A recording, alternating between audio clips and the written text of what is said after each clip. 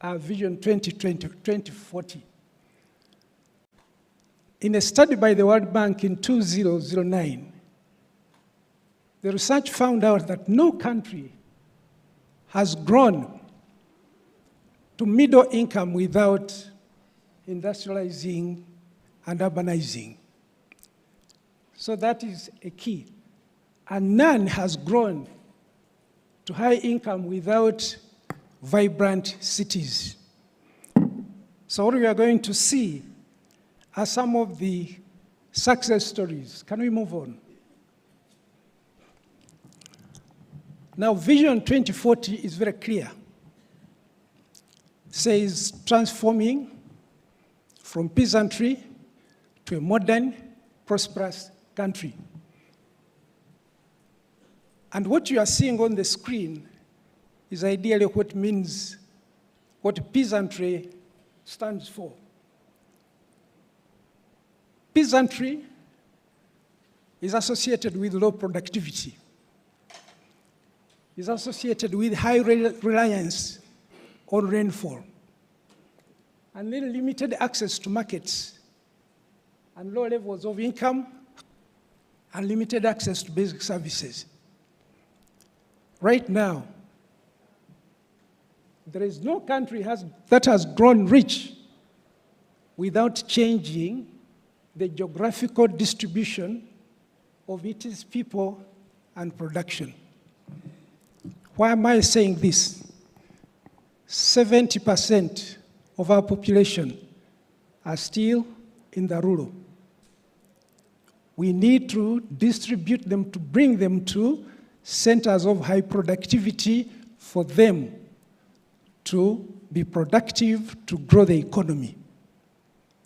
We need to free the land for modernization and commercialization of agriculture. Those who have been there can testify, can attest to this. Next slide.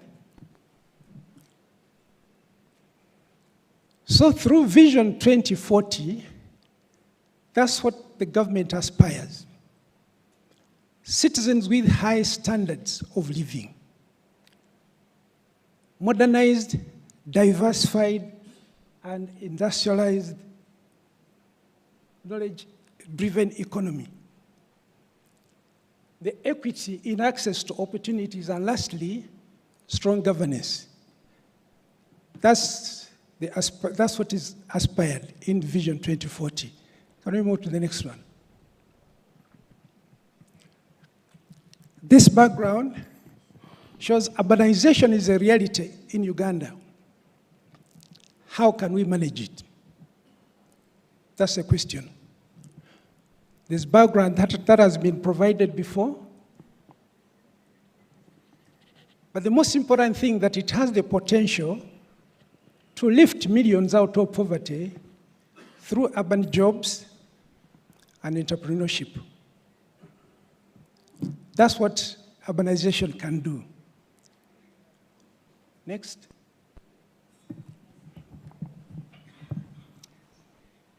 So the key features of urbanization in Uganda, those are the key features. Urban primacy.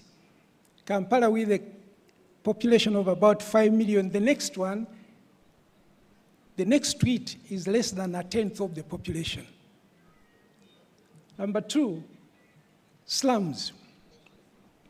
All of us, we've seen that slums are almost a big challenge in every city. Informality, monocentric and low density and urban sprawl. As I was thinking, what is the cause of the informality in terms of the economy, informal settlements, slums? I realized that we could summarize it into 7 I's. Ignorance. I think the mayor was talking about that the technical people are not telling us how to do things. There's ignorance, there is impunity, there is indifference, there is incompetence, irresponsibility. All these are contributing to informality. But we can do something about it. Next.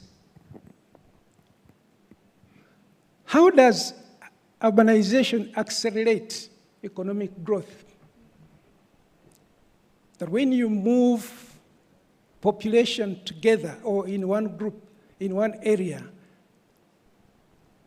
you have the benefits of agglomeration. There is increased productivity.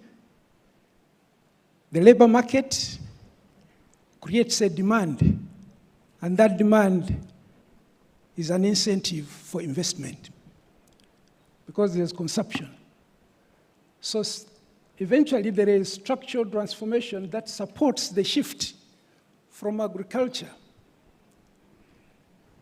to industry, to services, and ultimately to the knowledge economy.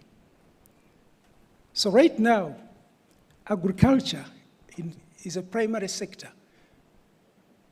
It's contributing a very high percentage in terms of the labor force, more than about 70% of the labor force is in agriculture.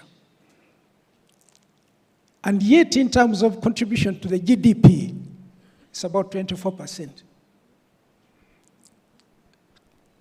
The urban areas are contributing 70% to the GDP, much as they only account for 27% of the population. So better infrastructure attracts investment. Prospects for innovation and entrepreneurship are spurred in cities. And they also enhance international competitiveness. We are competing for investment resources. We are competing for investors to come. So it is cities that can attract investment. Can we move on? All right, I think some of these have already been alluded to. Justifying the need, this is where initiatives like USMID become very instrumental. Why?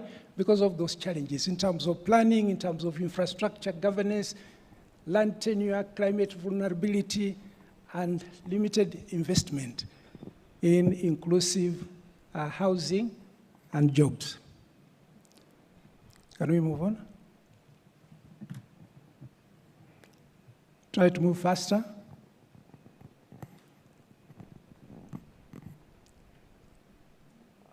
So I don't want to say much about USMID. I think the PC coordinator has already alluded to that, how it started, what it has done, and the impact. Next. I think I picked some of these photographs from the internet, but that is the kind of impact it has had in terms of roads, connectivity, improved public services, and so forth. The next one. Empowerment of communities in terms of municipal development forums, the National Urban Forum, all of it was part of the USMID design. Next. So there is this quotation by the former Secretary of State that we are taking 21st century challenges, evaluating them with 20th century ideas, and responding with 19th century tools. 21st century challenges, evaluating them with the 20th century ideas, and responding with 19th century tools. So we are now in AI. To what extent are we using AI to address the challenges? Should we continue talking about managing waste the way we used to manage in 19th century? Collecting and dumping in a place and then a disaster happens? No, I think we need to do better. So let's try to apply 21st century ideas to solve 21st century challenges. This leads me to the next slide, which is on structural transformation. That historically, urbanization has been linked to the structural transformation of the economy. With the declining share of agriculture, the contribution of agriculture to GDP and employment. So we need to reduce the population that is currently in agriculture from 70. We need to reduce it to maybe around 20.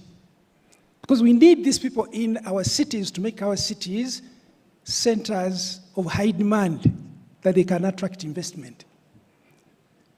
If you have small cities everywhere, they will have no purchasing power. They will not even attract any investment. A city like Tokyo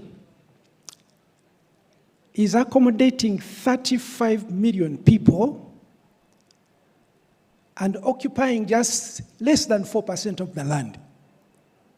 So you can imagine the savings on the infrastructure.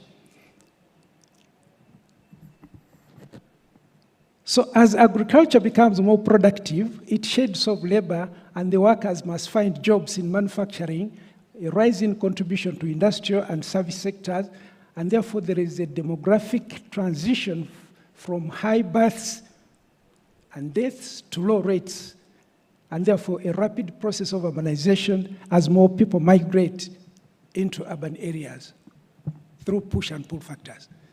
So that is how it drives economic growth. The next one. This is a unique slide. It is showing the structure of the economy in Korea. And it's important, colleagues, to note that in 1960, that's where Korea was. With the GDP, it was around 1,000 something per capita, and the population in urban was ideally 27%. A similar kind of scenario in which we are now, that we have 27% of our population in the urban, and our GDP is, I think, about $1,300. Now, in the 1960s, I was told that we were at par with Korea.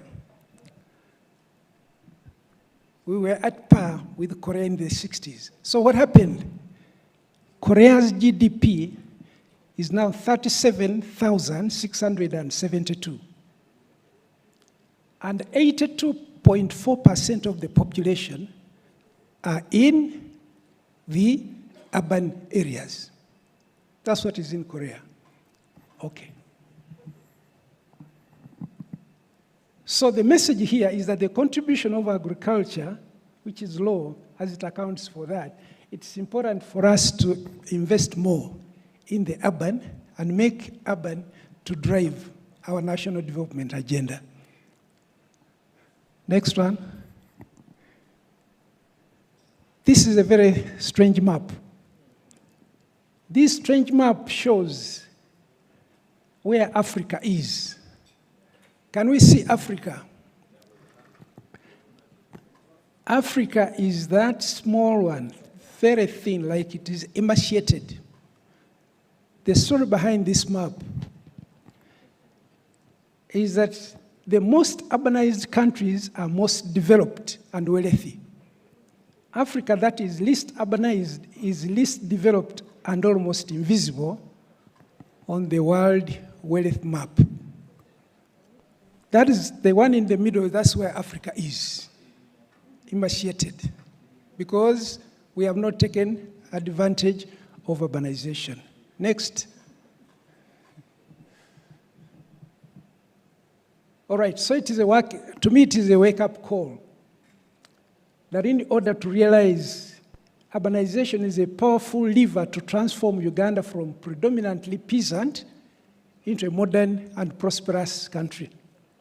And to realize this, the country must promote inclusive and well-managed urban growth, prioritize investment in urban infrastructure, strengthen urban governance, and institutions and ensure that urban development supports the national development goals, leaving no one behind. Next. Can you try to move faster? Because I think... Now, how can we make our cities smart and competitive?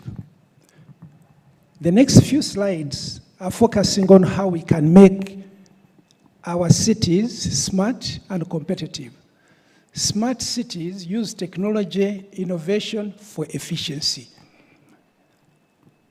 and sustainability. Competitive cities attract investment, foster innovation, create jobs, improve quality of life, and they are engines of growth. So these are the pillars of competitive cities. Number one, the infrastructure. We need to invest in infrastructure, not just roads, but reliable transport, energy, water, human capital. We need skilled and healthy workforce. You know, governance, transparent, efficient, responsive to city management, innovative and technology, where the hubs for startups and digital transformations are. Then connectivity, linkage with regional and global value chains. And lastly, livability. These are the key pillars of a competitive city. So as I present this, I would like the mayors, the town clerks, to ask to what extent are our cities competitive? Next. All right. Then these are the dimensions of a smart city. Efficient use of resources, transparent governance, sustainable utilities, natural resource management, mobility-driven, accessible services, inclusive development, safe, secure dwelling, economic development, and sustainability test. That these can always be tested in terms of to what extent do they fulfill those dimensions. All right.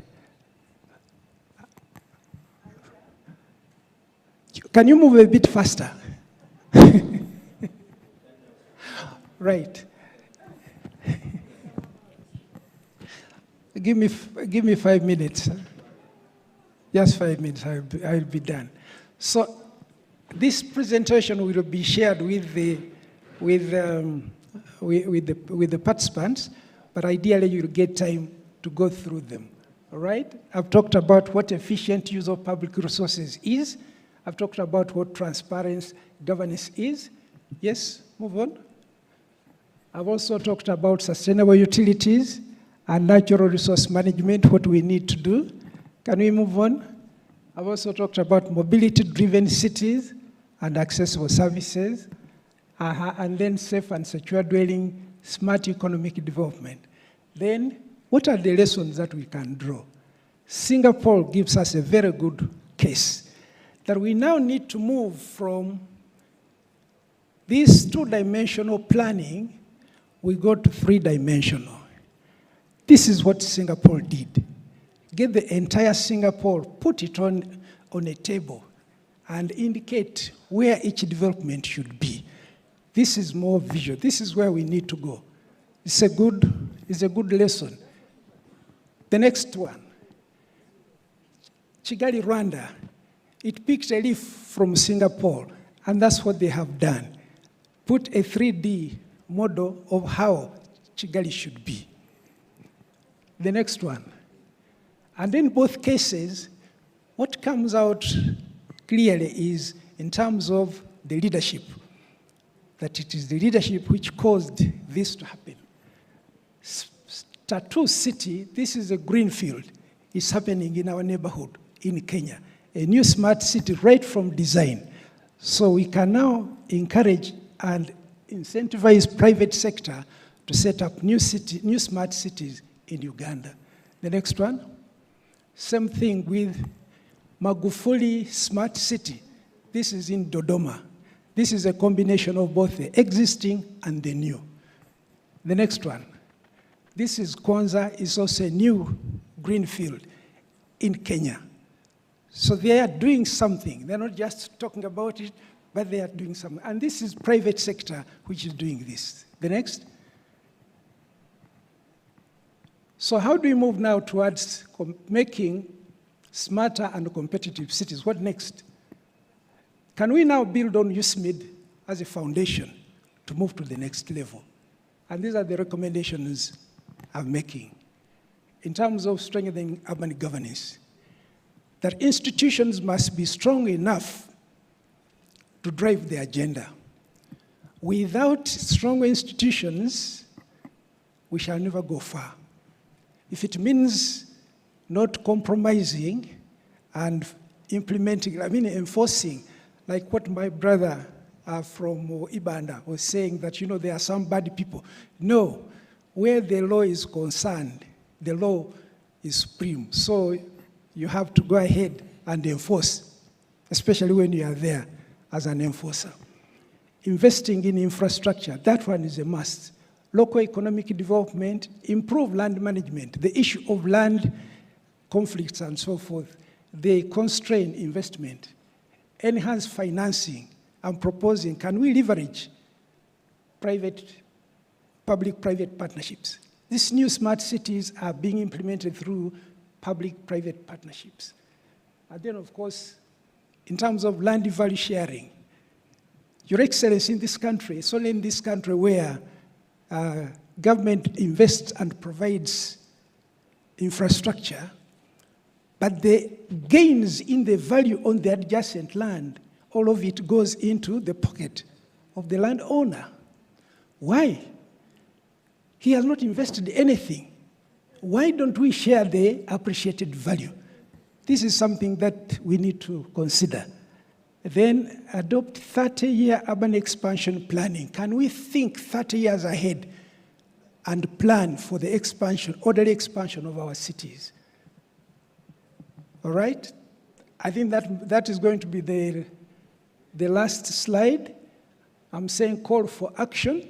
Urbanization is not a threat. It is a transformational opportunity. Cities must be at the center of the national development agenda. And I'm proposing that can we build partnerships, work together, for the time is not on our side.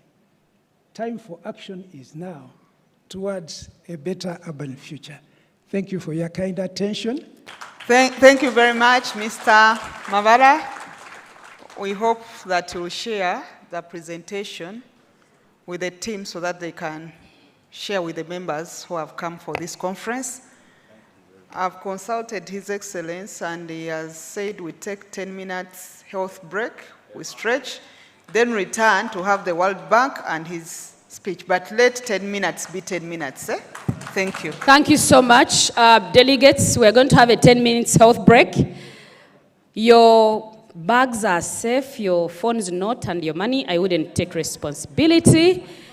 The bags, yes, they are safe. And laptops, I'll be here. Take a health break of 10 minutes. Those who have already had their minute break, kindly come back in the room so that we listen to His Excellency as we finish the morning session. Thank you, Honorable Minister, for ably chairing the session. Thank you, everyone who is with us today. Oh, we will share all the presentations. We will share all the presentations before the 2 days end, so feel at home. Any delegate who has not gotten a bag, and remember it has to be one per delegate. If you haven't gotten a bag, let me know, please. Whenever I'm passing, let me take your name down and I'll personally deliver the bags. The bags have a branded mug inside of them, so whenever you receive a bag, make sure it has the mug. You're welcome and thank you.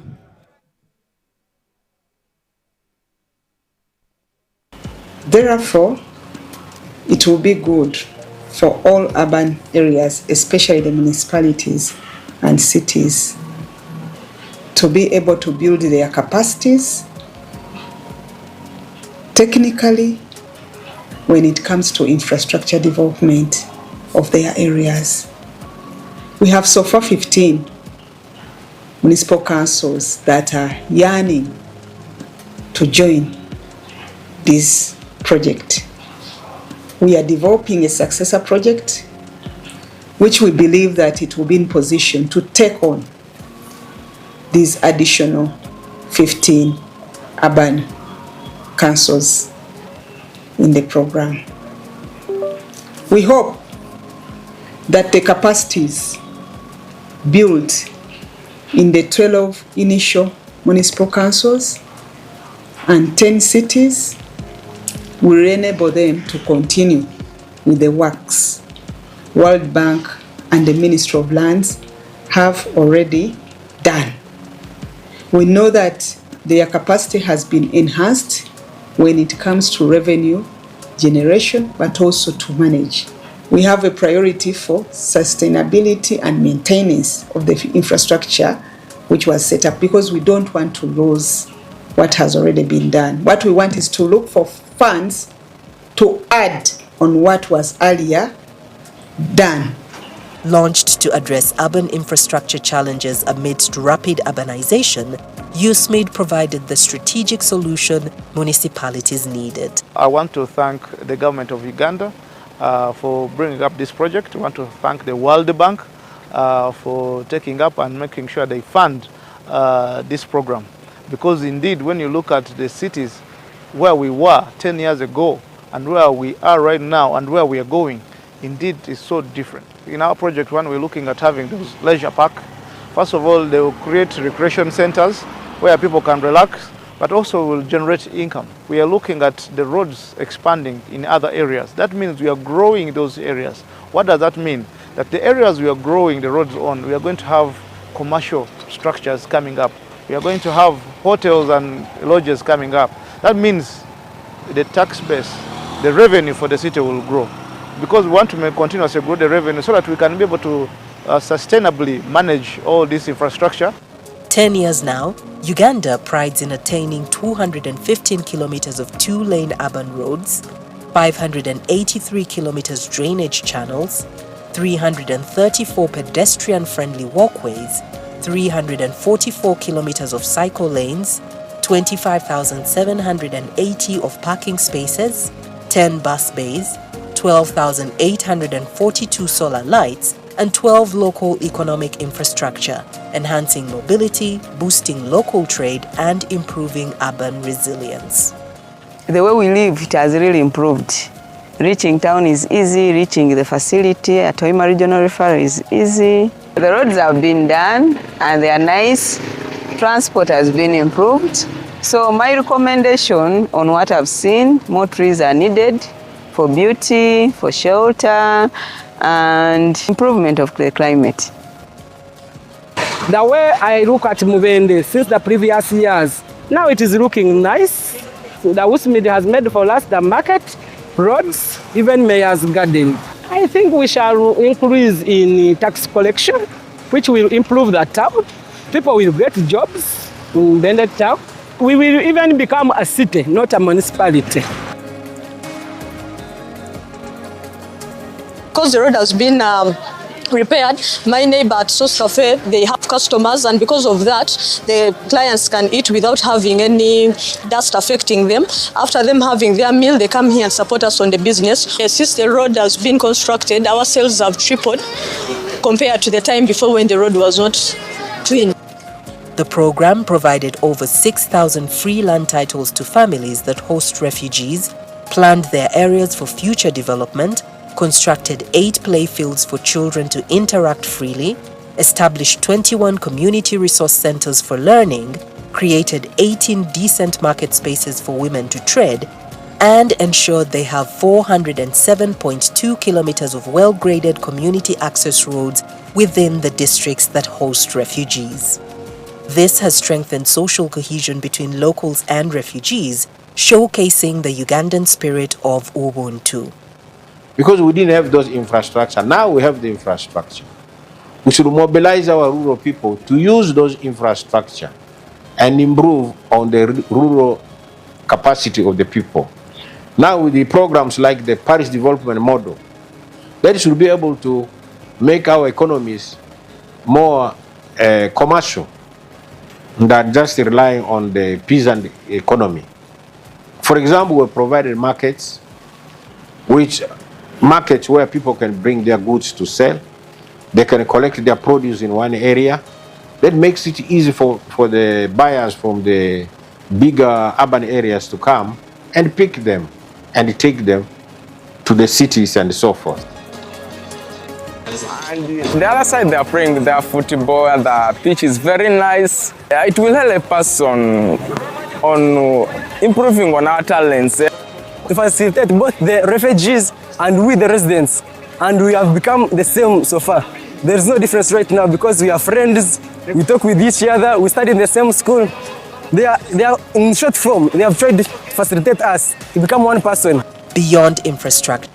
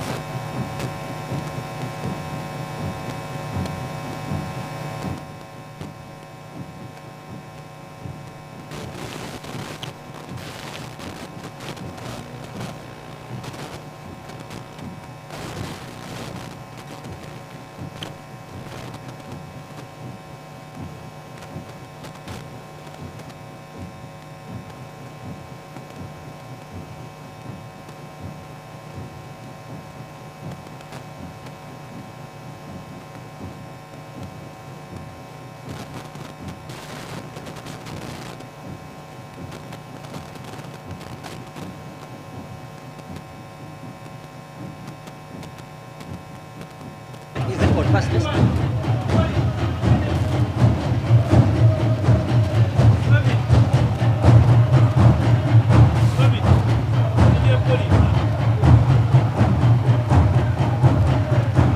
People have taken something.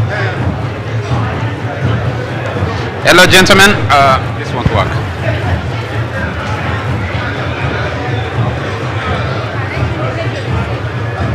Your worship. Thank you, Ndere Troop. Thank you so much, Ndere Troop. And I see you're getting a golden handshake. Thank you so much for now. Maybe you could stay there. We're going to have more view. Members, delegates, our beloved delegates, kindly look for your neighbor. Yes, sir. Be your brother's keeper. Make sure your neighbor is back in the room. Nice to meet you, sir.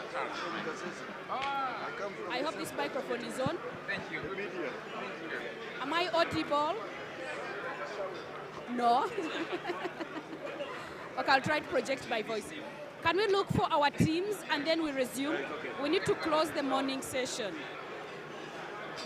Those who are outside having tea, kindly walk in with your tea. We need another 5 minutes to close this break. So I'll invite Ndere Troop to give us another small performance as people are coming back in. Thank you. Them into back into the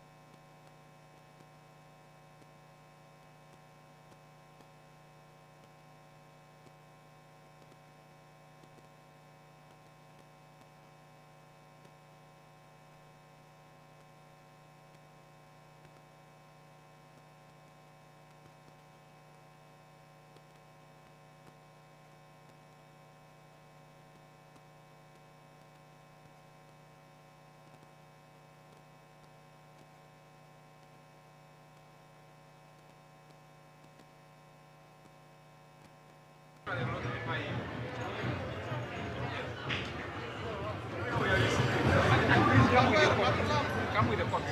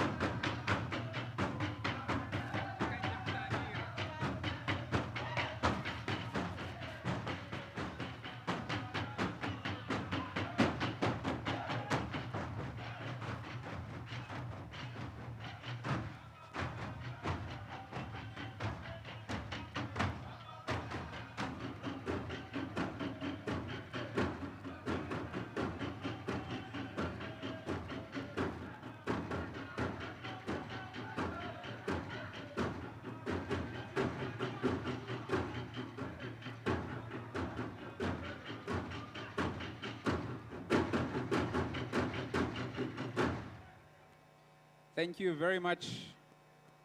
Can we have sound? Thank you very much, Ndere Troop.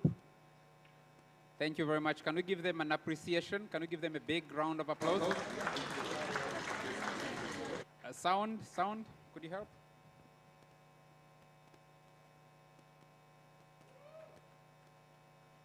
Thank you.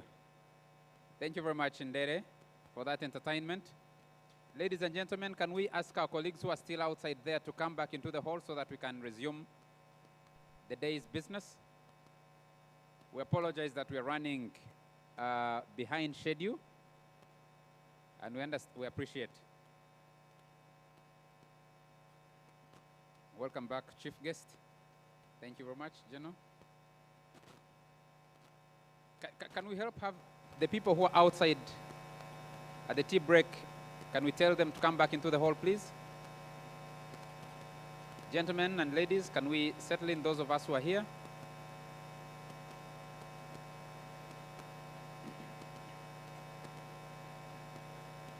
Let all of us get back in here so that we can get back to our program for the day. We should almost be done with the first part of this conference. Let's have everybody come back into the hall. Apart from the people still in the queue for getting tea. And we request that once you get your tea, please walk back with it into the hall.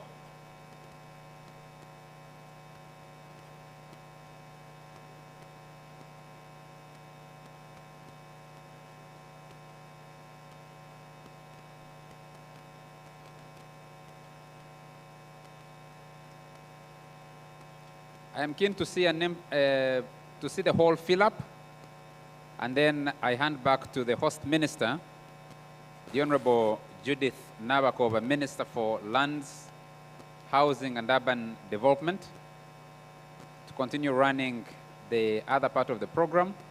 Honorable Minister, as you come, while we're in the break, we've been joined by the Minister of State for Local Governments, also Woman Member of Parliament for Kabarole District, the Honorable Victoria Businge Rusoke. You're most welcome. She's my minister and my MP. So, you're most welcome. Thank you.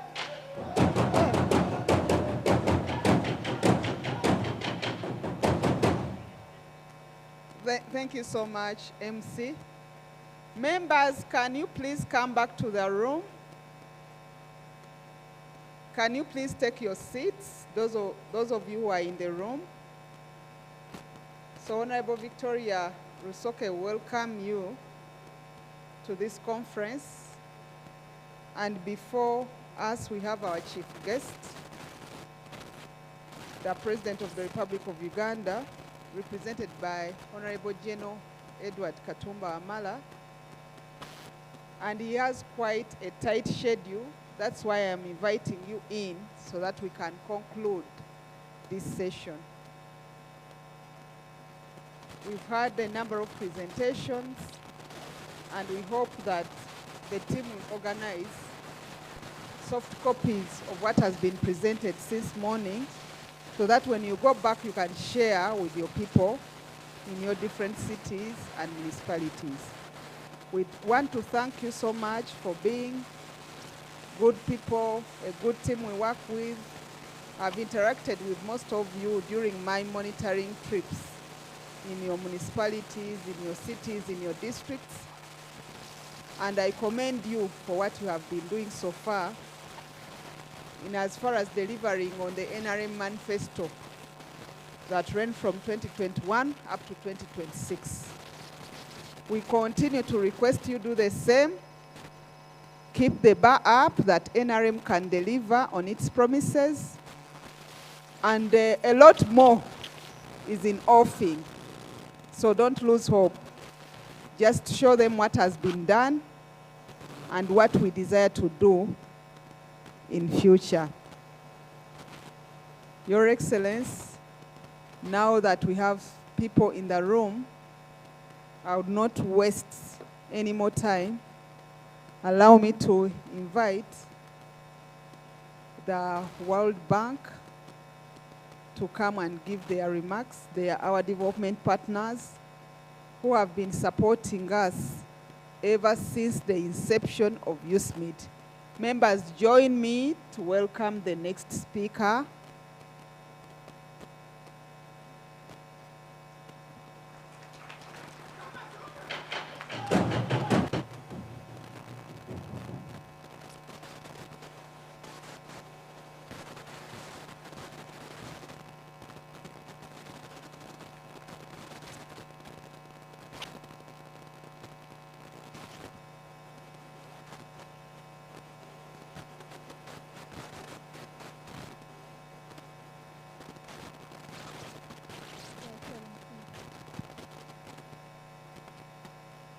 Excellency, guest of honor.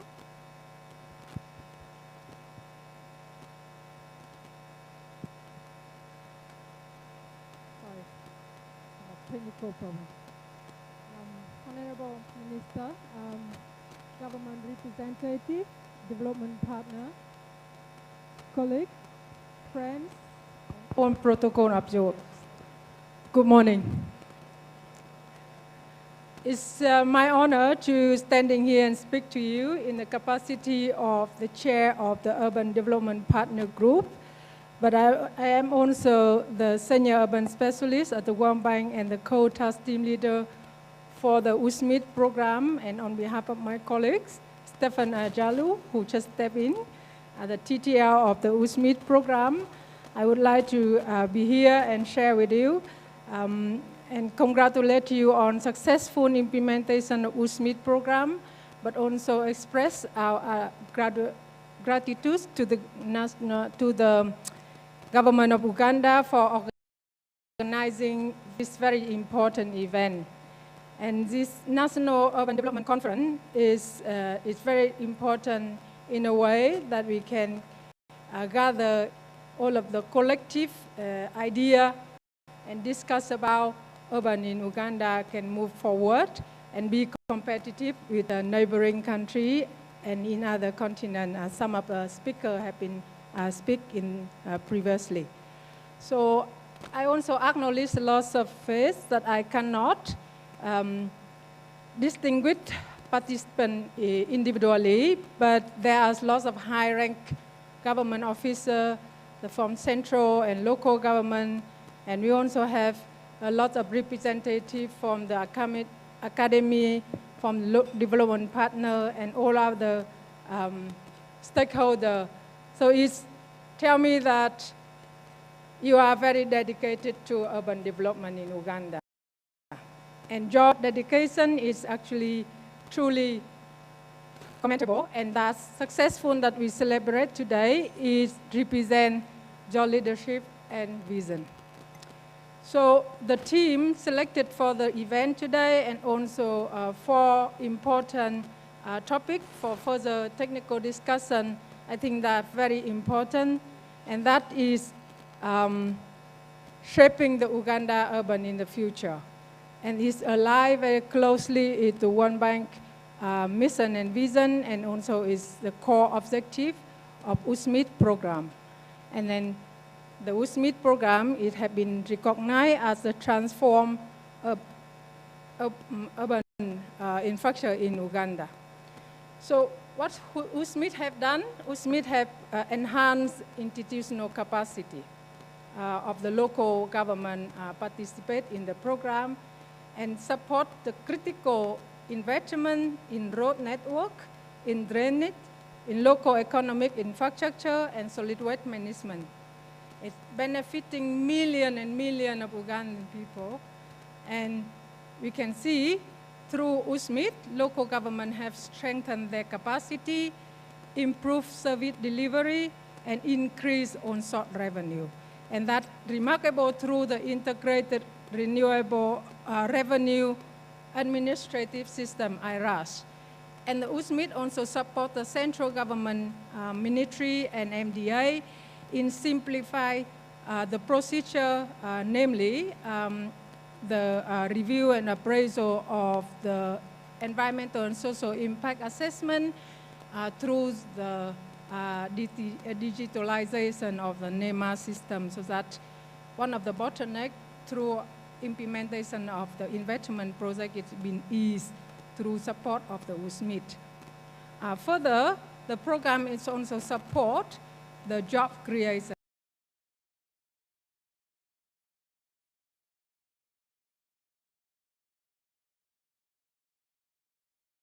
Following the global definition, you are the secondary city and municipality that previously have lack of sufficient infrastructure, and now after 10 years after USMID, you have transformed your face, the infrastructure, and become more attractive to the economic growth, and you also enhance the job opportunity for your own citizens.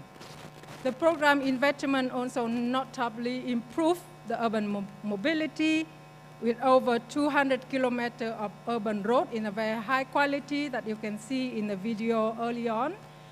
It not only developed the road for the vehicle, the USMID also enhanced the more than 330 kilometers of pedestrian and cycle lane that promotes a non-motorized transportation modality. Is the installation of more than 12,800 street lights have turned the community into a safer and more inclusive, and is additionally, USMID also focus on climate resilience, developing the drainage master plan and invest in more than 500 kilometers of drain that have significantly reduced the flood and help protect urban area from increasing impact of the climate change. One of the remarkable that USMID also done, and some of the speakers have talked about it, about the effective stakeholder engagement through the city and municipality forum. And that ensure the deeper involvement of local leaders, the politicians, and also the community, enhance accountability and making the urban governance more transparent. USMID have achieved a lot of results, and I have to share with you that independent evaluation group of the World Bank had evaluated USMID as a very successful implementation program. It's very rare.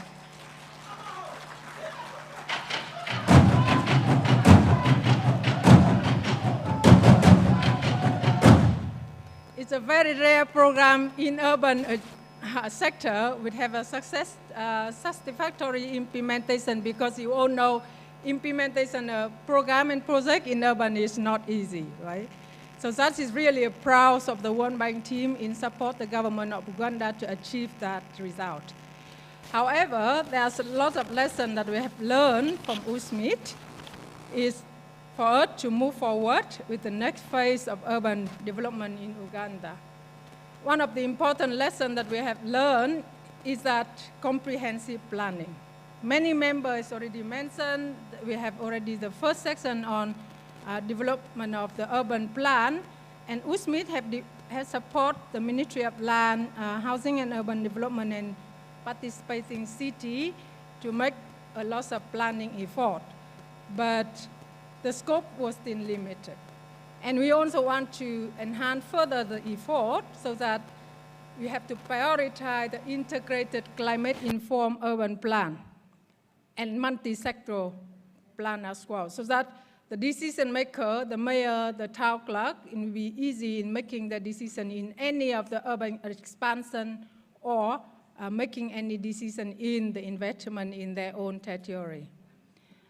Given that the urbanization in Uganda is experiencing, I don't say it's rapid, because compared to neighboring country, you have to make the process of urbanization even more rapid in the future. But there's a lot of pressing already as a pressure to the local government, and that need of our concentration in terms of enhancing urban governance. And we also have to target the effort to create more jobs. Urban is the economic center. So job creation, particular for youth and women, and improve the business environment is our focus in urban area. That to enhance your own sort revenue, but it's also become more competitive and attractive as the government of Uganda wants the urban agenda to be there. So the future program, I think the focus should be on securing the sustainable financing, and that sustainable financing is also spent for the operation and maintenance of the infrastructure that had been built under USMID or any other program funded by government or any other donor. But it's also very important to assure that the new program have to be innovative in finding the financing mechanism. We have to explore the opportunity for public-private partnership. We also have to underscore by the USMID experience to explore the area where the private sector is interested. And there are many other of the urban services that be attracted by the private sector in Uganda, in other countries. And we're sure that improving the public investment management processes is also critical to avoid the delay.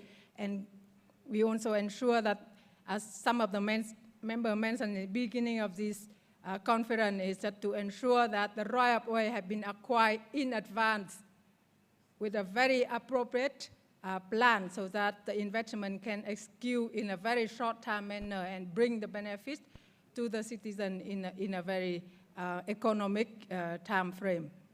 So as mentioned, and you already heard, the government of Uganda is preparing a follow-on operation taking the experience from USMID, and that's called USMID.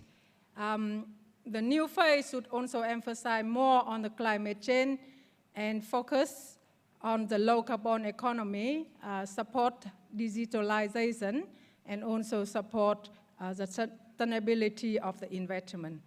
So the operation should also promote the innovative financing mechanism and also selected large scale, but also the infrastructure that promotes local economic development, job creation, particularly in the green growth economy.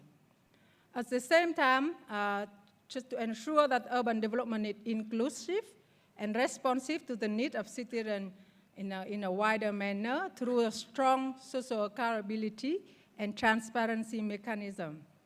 Finally, Uganda needs to enhance environmental and social safeguard through the investment project.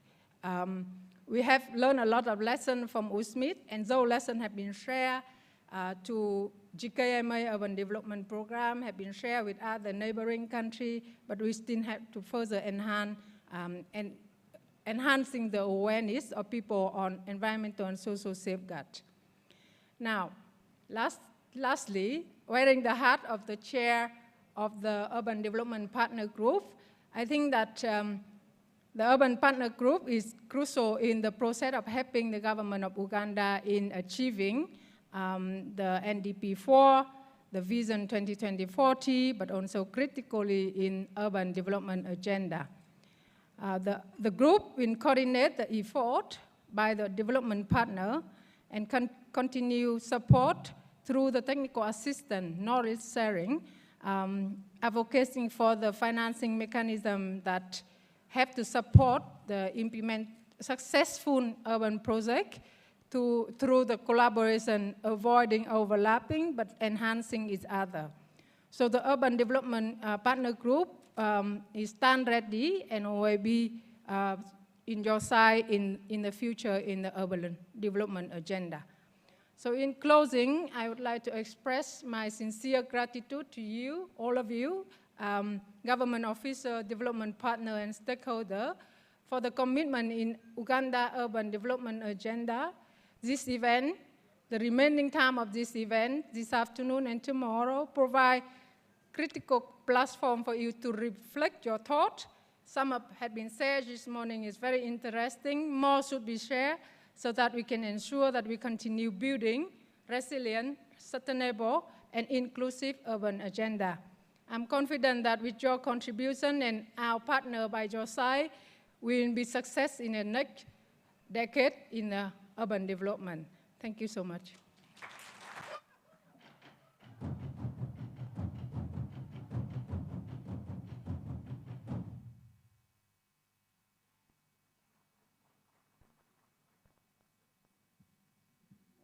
Thank you for that statement from the development partners and urban working group.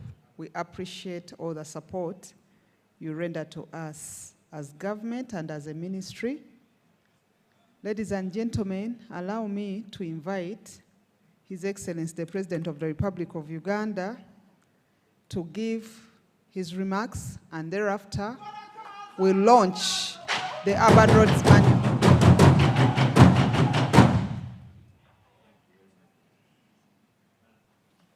Please be seated.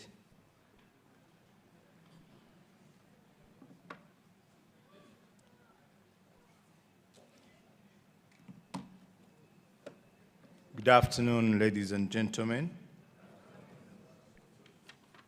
Before I give the remarks of the President as tasked, I just wanted to make a few, because I'm a partner in USMID project because of the Ministry of Works. We are partners, and we have been working together on all these programs. Our officers have been fully represented on the committees which work on these programs. So we're a very good partner. First, I want to congratulate the Ministry of Lands and the implementers of the USMID program. Congratulations on what has been achieved. Your achievement has been as loud as that drum. So congratulations on what has been achieved. Thank you very much. And also thank you for organizing this seminar. And I'm happy to hear it's going to be annual. And I know that we are not going to live the same as we came in here. I think there's a lot to learn. There's a lot to share from each other. When I heard from my friend from LIDA, when he made the responses, I got scared of asking for an urban area or for a city in Kalangala. But then when Mr. Mubala talked, I said, no, I think I should ask for an urban city in Kalangala so that we can benefit from urbanization. So I think there's a lot to learn from this seminar. So thank you again for organizing this. Now, just a few of things I wanted to share. Somebody talked about how we are failing to do water harvesting and how it is affecting our roads. And I can tell you, it's a big problem. If you see what happens on most of our roads, you'll find the maram comes into the road and kinds of covers half the tarmac. And then everybody's trying to find the tarmac running away from the maram, and at the end of the day, you get an accident. So I think we need to have a law where everybody developing and every house which is being constructed, you must do water harvesting. Somebody made a funny comment that it's only enough here, when it rains, we leave the water to go down the valley.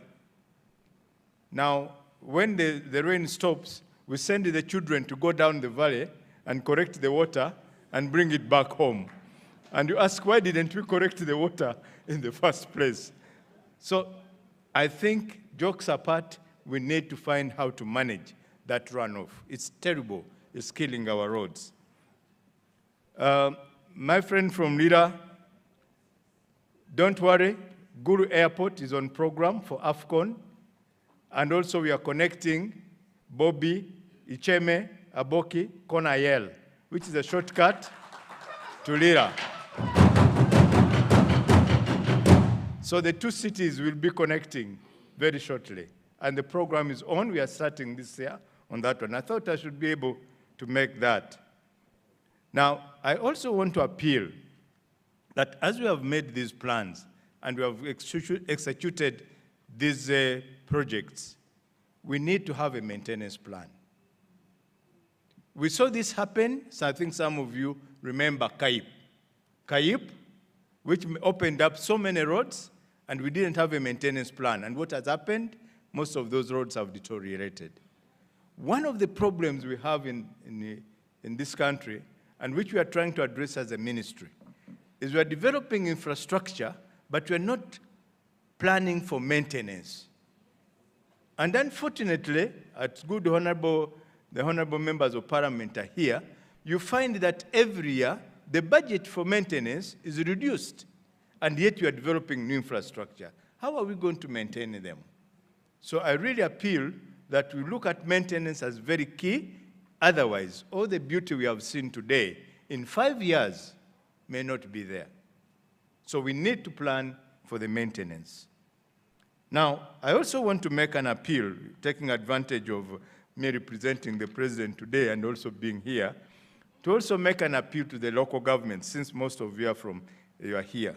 One of the other things which is very annoying, I don't know whether some of you see, many of our trading centers, urban areas, they're extremely dirty. Extremely dirty. I don't know whether we don't have plans to deal with the garbage, and the other bad behavior and practice we have got is that we want to trade on the road. I saw a clip from Masaka. Masaka have got very good roads now with walkways, with a good market under USMID again, very big market. And then there was somebody, a leader, encouraging people to leave the market to come and trade on the street. And I said, no, really? And when these people come on the street, on the walkway, what happens then? It means that the pedestrian who would use the walkway is forced to go on the road and is conflicting with the traffic. So I want to make a call to all of us. What you have seen on these videos in these cities, in these municipalities, let's first of all keep them clean, and two, get the traders off the walkway. Some of them even put sigiri. They put sigiris, the charcoal stoves, on the walkway. And you know what happens to the walkway if that happens. So this is my appeal to you. I want you to be partners in this, that we work on ensuring that the roads and the road reserves are protected. Because the law is there. Msambara talked about the law, that we need to be enforcing the law. Under the Roads Act, you are provided for as local governments and local authorities to enforce this law. Under Section 5, Section 16 and 66. Section 5 provides for the functions of road authority, of which local governments are, and urban authorities, and it states that a road authority shall control and regulate the use of the road reserves. So really, you cannot run away from that responsibility. It's your responsibility. I want to thank Fort Portal City. I don't know whether the mayor is here, and that city is a good lesson to learn from. They've tried a lot, and I wish we could run.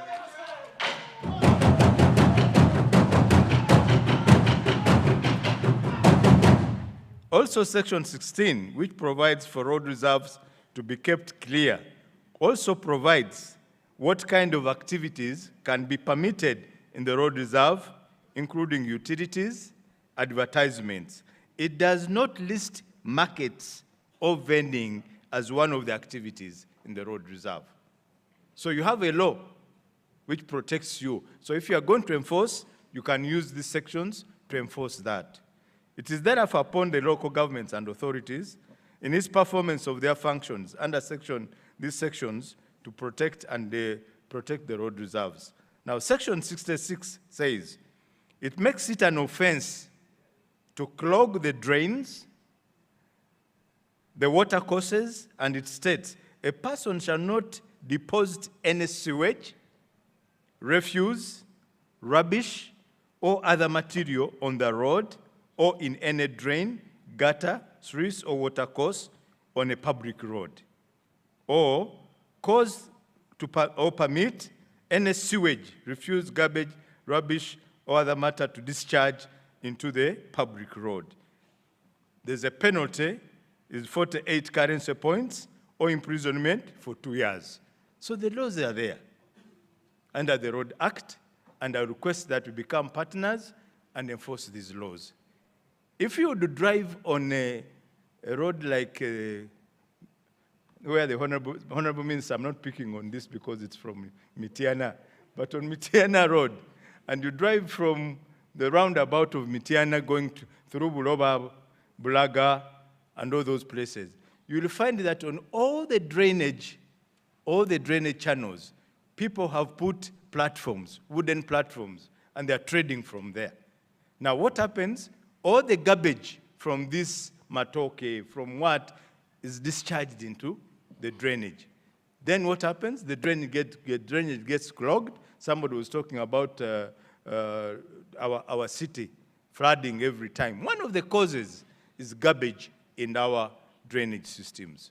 So let's all play our roles. Let's all be responsible. Let's not run away from those challenges. They are challenges, but we can be able to address them. So I thought I should make those few remarks, and now it's my honor to read the message of the President. So I'll put off the other coat of the Minister of Works.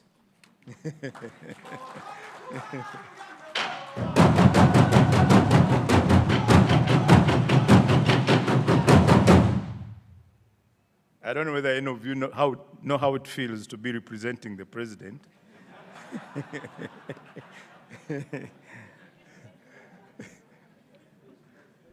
Honorable Ministers, Permanent Secretaries, the District Chairpersons, the Mayors, the Development Partners, invited guests, ladies and gentlemen. I thank the Minister of Lands, Housing and Urban Development for organizing this inaugural National Urban Development Conference under the theme, Accelerating Urban Development Through Infrastructure, the USMID Experience. Development does not occur by accident. It is achieved through proper planning. This one has been going on again.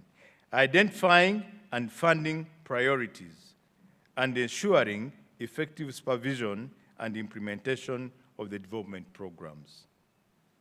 The USMID program has helped to bridge the infrastructure gap in a number of municipalities and cities across the country. It has supplemented efforts to build a solid economic base to support industrialization and socio-economic transformation. The additional tarmac roads which have been constructed under USMID are pull factors for investment since they have lowered the costs of doing business in the economy. Government is aiming at achieving low costs of transport, low costs of electricity, low interest rates, etc., so that the private sector can make profits. The more profits they make, the more attractive the country becomes as an investment destination. The more companies that come in, the more products, that's goods and services they produce, the more jobs they create, and the more tax money they generate. Therefore, the end goal for all infrastructure projects is to create a favorable investment climate. I urge the local leaders to mobilize the population to take advantage of the good roads, electricity, peace and security, etc., to create jobs and wealth for their families. Development alone is not enough, though it must come first. Development is a collective good for everyone. A road belongs to the community, but an individual can use or utilize the road transport to transport their crops from the farm to the market. Therefore, infrastructure benefits people who are engaged in production of either a good or a service. The four major sectors for creating wealth and jobs are commercial agriculture, industrialization, services, and ICT.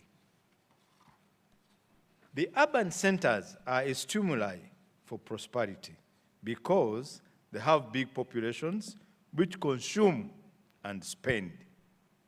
The whole country is now interconnected by tarmac roads. The big markets in the urban centers are accessible to the wealth creators in the countryside.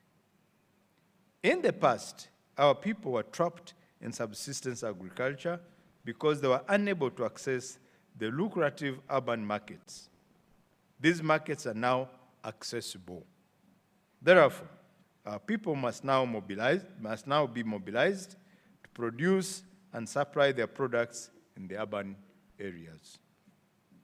Finally, I want to thank the World Bank for its tremendous support towards the USMID program. I thank all the local leaders, your respective municipalities and cities for embracing the program and facilitating its successful implementation. I thank you all and wish you fruitful deliberations. Signed, Yoweri Kaguta Museveni, President.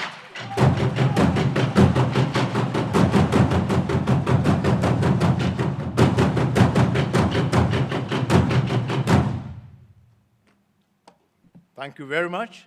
I can't add anything on the President's remarks. Thank you. Please be seated. I think there is another activity. Okay. Oh, okay. We thank His Excellency for the wonderful remarks and convey our gratitude to him that we are committed to serve the nation as always. So the next thing is launch of the Urban Roads Manual. We will invite the Honorable Ministers, the Honorable MPs, the development partners, World Bank, and some of the representatives of the mayors, IGG. So, you can please come and witness the Dean of Mayors. Can you please select those who represent the mayors? Because I don't think all of us will fit here.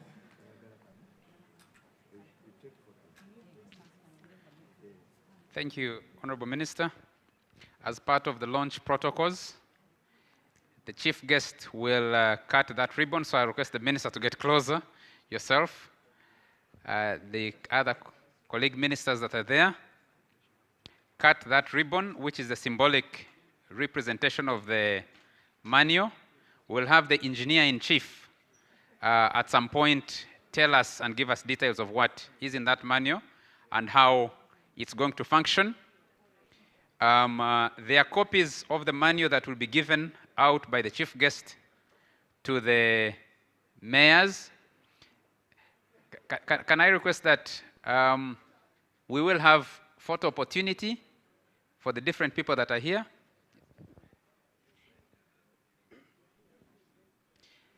Let's have Ndere Troop ready to help us. Okay, Sheila. Where is the microphone for the engineer to explain what is in the manual?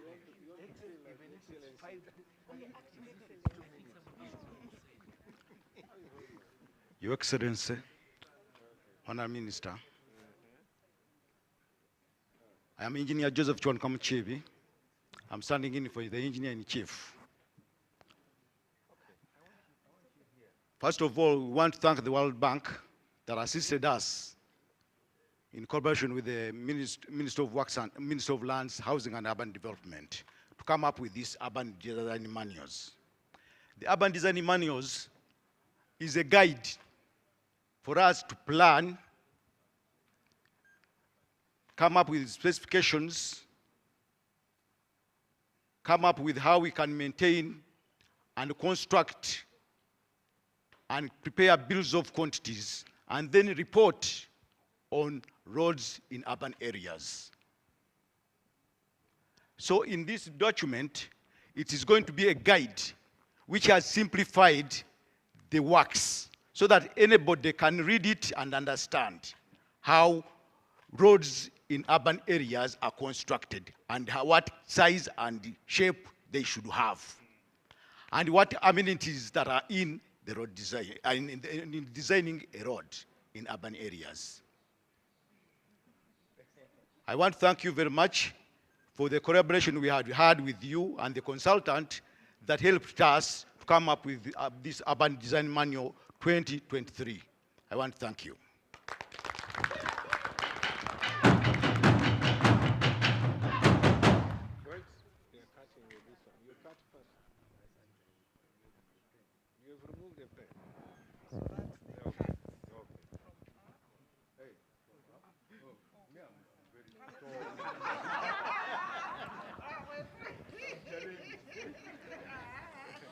We can give a big hand clap as that is being unveiled, as the guest of honor is unveiling the manual.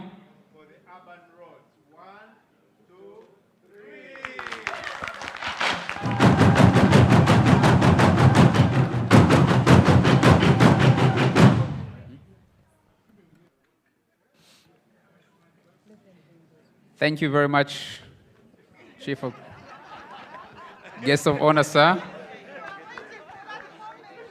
for launching the Urban Roads Manual. Can I request that we have a photo moment? So can we draw out a little bit as people sign on that? We have signatures. Minister for Lands has signed. I can see the Minister of State for the Minister of State, Honorable Obiga Kanya, is signing, I think. Minister of State for Local Governments, the Honorable Victoria Businga Rusoka, should sign on that document. The IG. Members, as they are signing, I want to take you through how we came up with these design manuals. In 2009, we started a draft by PROM, which we didn't complete because of lack of funding. And in collaboration with the Ministry of Lands, Housing and Urban Development, under the World Bank USMID, we were funded to come up with this design manual. A consultant, WSP, in collaboration with COM and ARG, helped us to come up with the urban design road manuals. The manuals is made up of two parts. The second part is the standard designs. So when you look at the designs, you can get the designs, how urban road are designed. And then the functionality of the roads. Depending on the functionality, roads are constructed. We can get a copy of the same. We are going to use your email addresses to post this urban road design manual. And we have a code, a Q code, which we can use to have a copy of the same. The Ministry of Works and Transport is going to continue seeing to it that these standards are followed whenever urban roads are being constructed. This design manual is not cast in stone. It can ever be continuously improved upon depending on the technologies that come up with. As we can see that we are having now separate grading in junctions. So these junctions can be improved in other urban authorities. With that, I want to thank you for attending to me.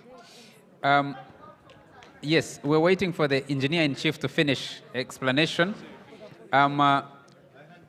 Mr.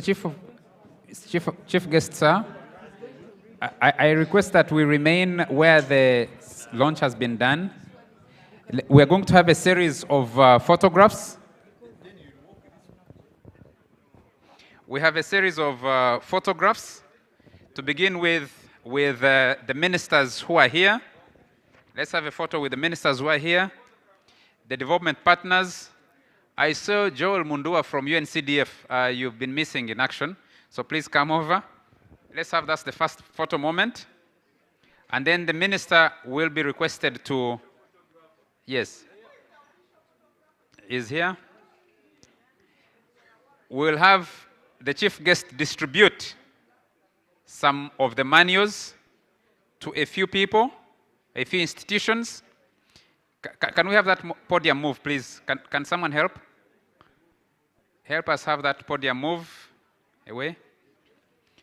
Hotel.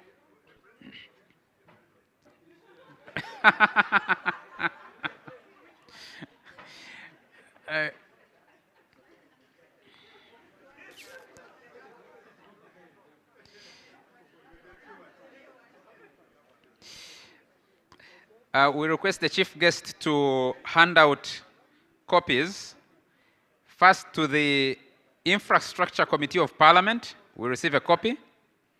We'll have a copy going to the Ministry of Works.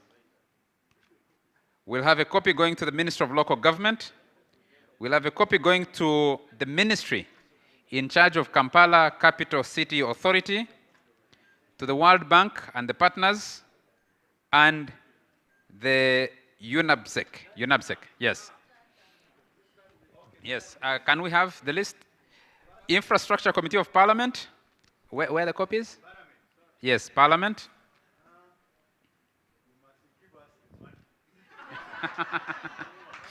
That's the first copy going to Parliament, the Infrastructure Committee.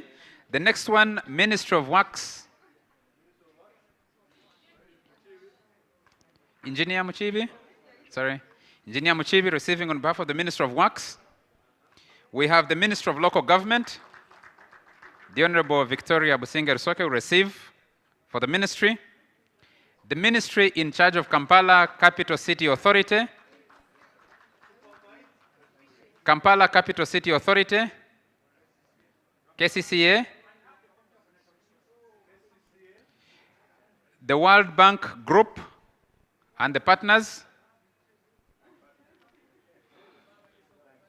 UNABSEC are the next.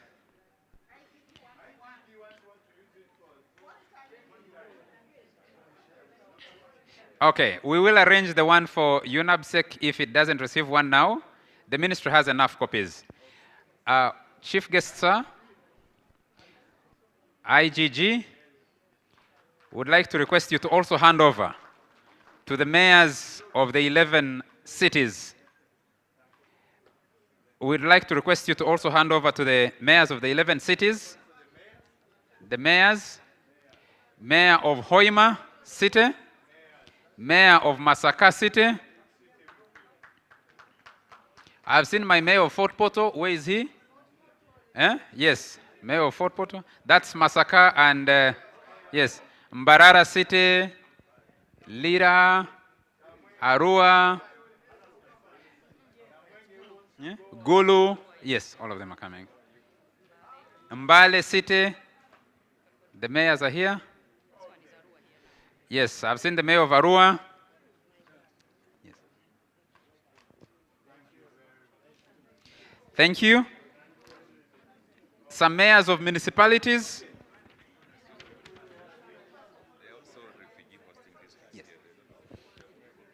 Municipalities.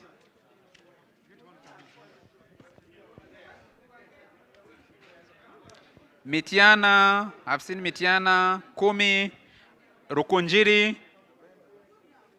Nebi,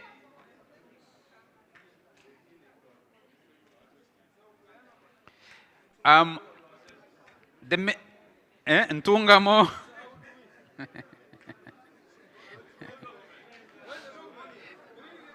the ministry has a plan to deliver. The copy is available. Each of you will receive a copy. It is a we wanted a representative number, but all of you have come, so we'll not have for everybody now.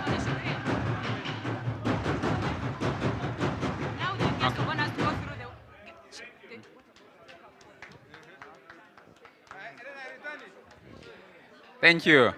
The guest of honor, we request you to pass through the exhibition. The exhibition. Okay. All the mayors, chairpersons LC5 that are present here. Yes. Thank you so much. Thank you. Ladies and gentlemen,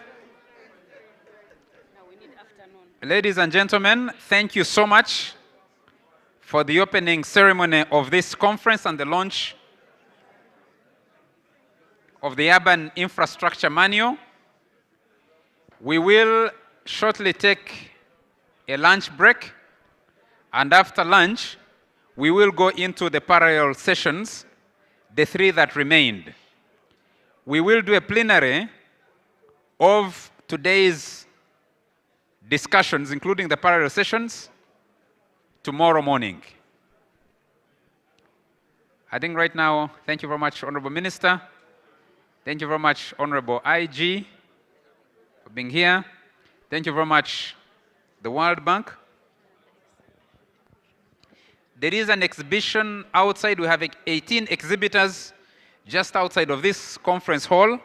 We request that you pass by and see what is happening there as you go for lunch. Lunch is being served. Sheila?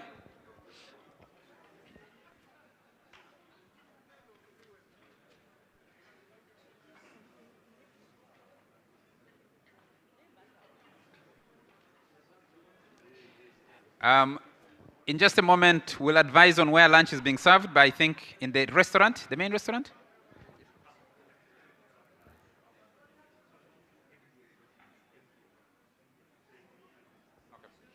A photo opportunity for MDF.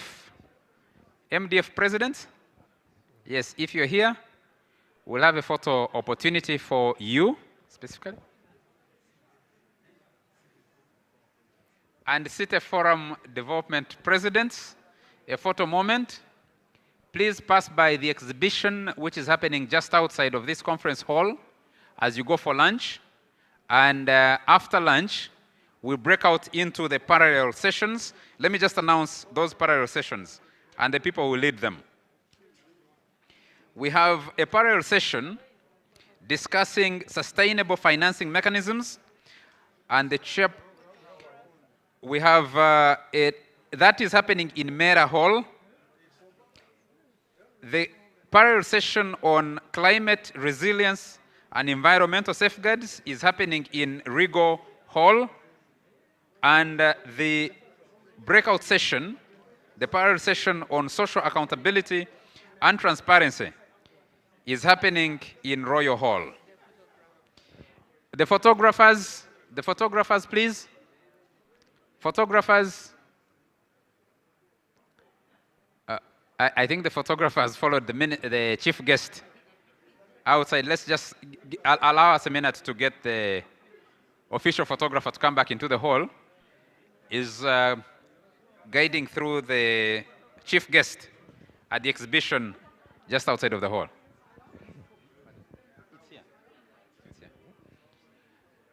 Okay, in the meantime, we'll improvise, but let's have the official photographer come back and take this photo.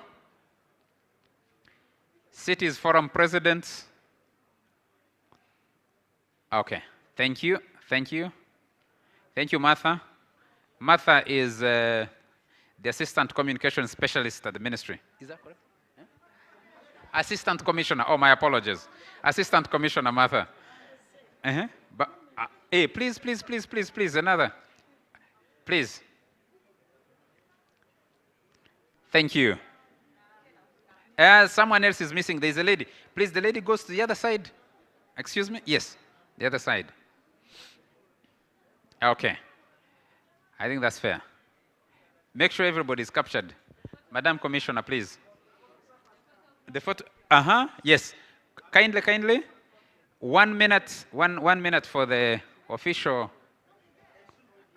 The official photographer.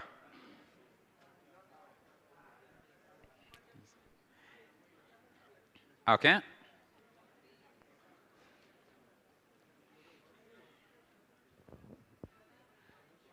What do they say? Cheers? Do they say cheers? Or they say chapati? Eh? Okay. Thank you. Thank you very much. Ladies and gentlemen, thank you so much for your patience for this first part of this conference. Thank you for being here, and thank you for your patience. Madam Commissioner Martha? Yes. There are lunch coupons outside, and you'll be guided to where we're having our lunch. After lunch, please proceed to your preferred parallel session. And the sessions are session on sustainable financing mechanisms is happening in Mera Hall. The session on climate resilience and environmental safeguards is happening in Rigo Hall. And the session on social accountability and transparency is happening in Royal Hall. We will reconvene for a plenary in the morning tomorrow. So after the parallel sessions, we depart at leisure. We reconvene in the morning for a plenary session and the rest of the activities for day 2 of this conference. Thank you so much.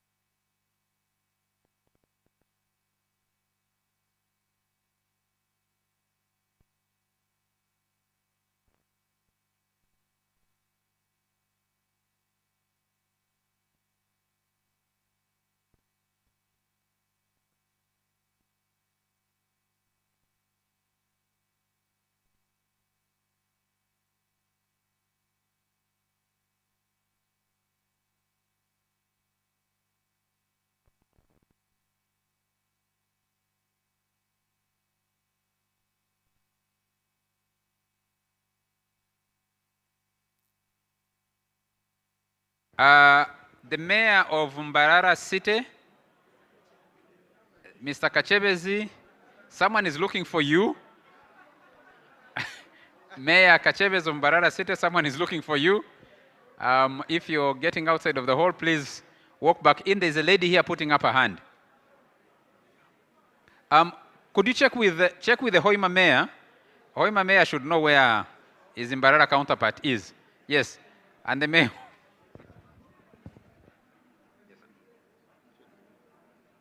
You also take portrait, yes.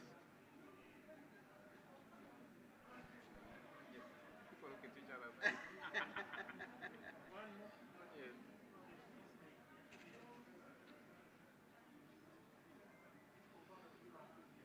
Okay. He's a board member of Casita, just in case he doesn't. We have met. We have met in different circumstances. My phone is on charge. Okay. I'll send this now. Okay. 0706. Mine is 0772. 601. 097.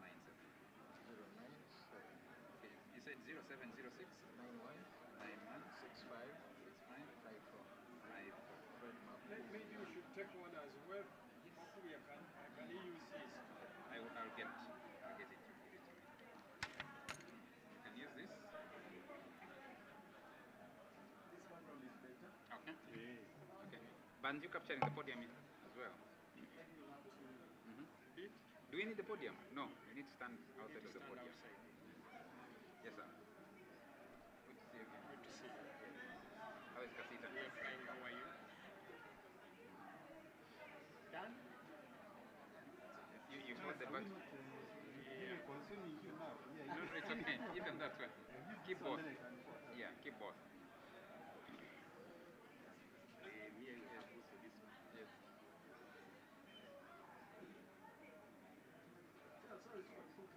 Yeah, food photo is good. You have heard that it is one of the best in this. Yes. Though we are complaining, we in food photo. Yeah, actually, when you go to food photo, people don't know that they are among the best. Yeah. And mine as well. I joined in 2026. Yeah? I'm coming to Casita to look for money. All the money is in Casita, you know. Yeah.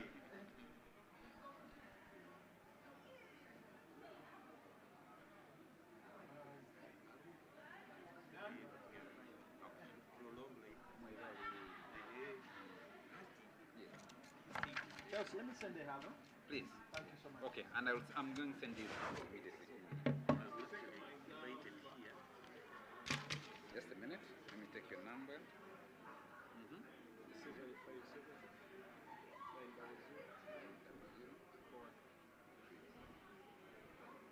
I'm calling the number you see with 97 at the end.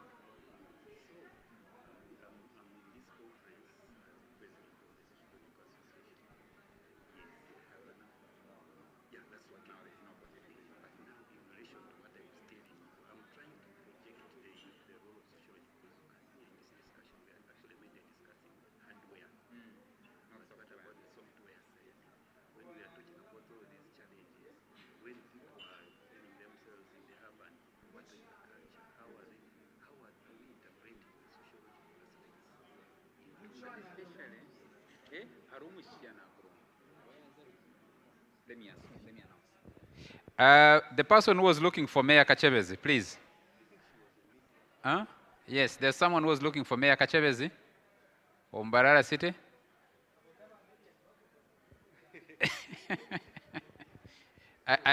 Since you're not here, you'll have to find him on your own somehow.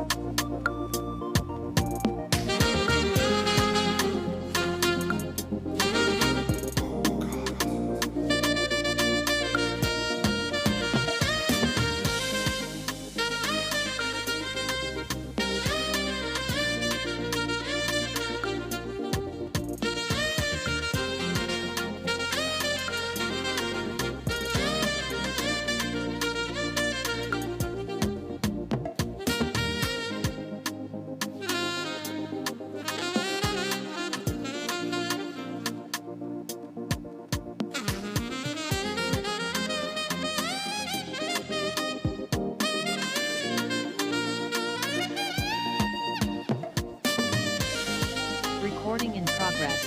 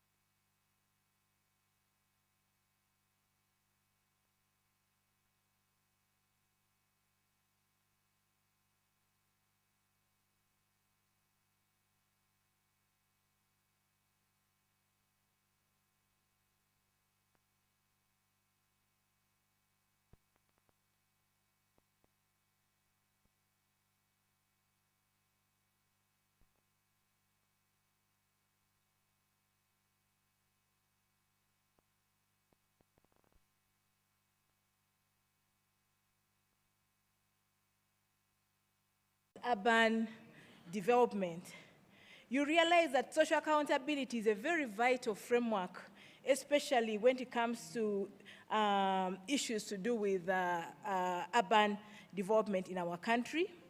And thank you. I thought you. So when you look at social accountability, in terms of definition, you look at it from the perspective of service providers demanding for accountability, from their duty bearers, the extent and capacity of citizens to hold the state and service providers accountable and responsive to the needs of the citizens. So we are looking at it from the citizens' perspective.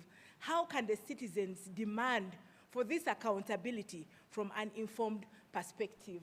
Again, it involves empowering the citizens to engage with government and service providers, and this is the reason why, for us at the Inspectorate of Government, we have used the approach of community monitoring groups, where we have worked with the civil society to ensure that we train the community monitoring groups, especially in the refugee hosting districts, to be able to monitor those projects, those programs on our behalf at the grassroots.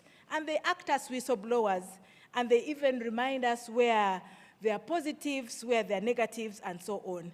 And it also involves ensuring that citizens' needs are heard and addressed, that the citizen is involved in taking decisions that affect themselves as citizens of this country. Now, from the constitutional perspective, National Objective and Directive Principle number 22 basically says all public offices are held in trust of the people, and persons in positions of leadership and responsibilities are supposed to be answerable to the people. From the constitutional perspective, that means also lawful measures are supposed to be taken to expose, combat, and also eradicate corruption, abuse of office, or abuse of power. The tenets of social accountability, we have citizens' engagement, transparency and information access, feedback and participation. We expect that citizens are able to give us feedback and they're able to participate in the programs and projects that affect them as citizens.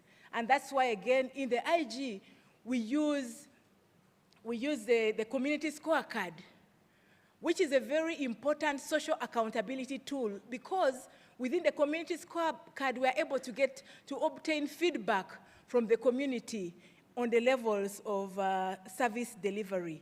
Then we do also have enforcement and remediation, participatory budgeting, where citizens are involved, again, in the budgeting process, social audits, and public hearings.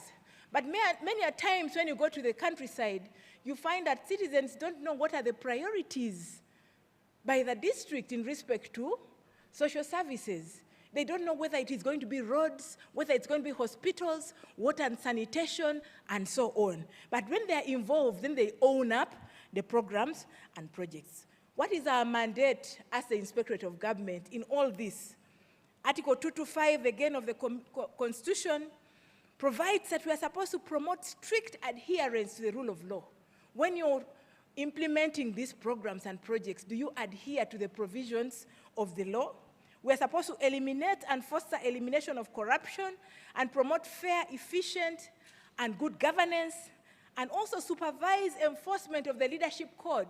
Recently, we just concluded the declaration period, and I want to announce here that our relatives from Moroto and Kotido scored 100%. Why? I remember visiting those villages with a technical team. I said, help these people. Let them know how to log onto the system. Let them have emails. Are we able to help our people to be able to implement some of the programs and projects of government? Then we're supposed to investigate any act, omission, or advice or decisions and stimulate public awareness about the values of constitutionalism. The role of the IG in promoting social accountability, we have been involved in monitoring and evaluating government projects, and this ensures that public resources are used efficiently and also effectively. I think you can see from there, I was in one of the, I think that was Palabek in Lamo, monitoring that project of the bridge. Today, as I speak, it is done. It was not USMID, it was Dr. Deep. We're supposed to enforce the Leadership Code of Conduct, which I already did mention, and this ensures that leaders and public officers adhere to the ethical standards of behavior while holding those positions. And then we're supposed to investigate and prosecute corruption cases using the special powers to investigate, to prosecute, and misuse of government office. So we investigate. I think here, this was in Kabale, and again I saw my friends of Kabale who are former enemies also. I remember we had our hiccups, which I will not go into because today we are celebrating successes, not so. But behind those successes, there are some hiccups. We brush one another, sometimes wrongly, but with a view of promoting service delivery. So here we were in Kabale doing some work. Then we also do public awareness programs.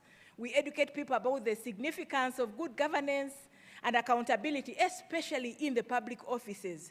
And here we are having a session recently with the health training institutions in Uganda, and this was at the Ginger Nursing School, on values of professionalism and good governance while at work. We also do promote partnership and strategic alliances.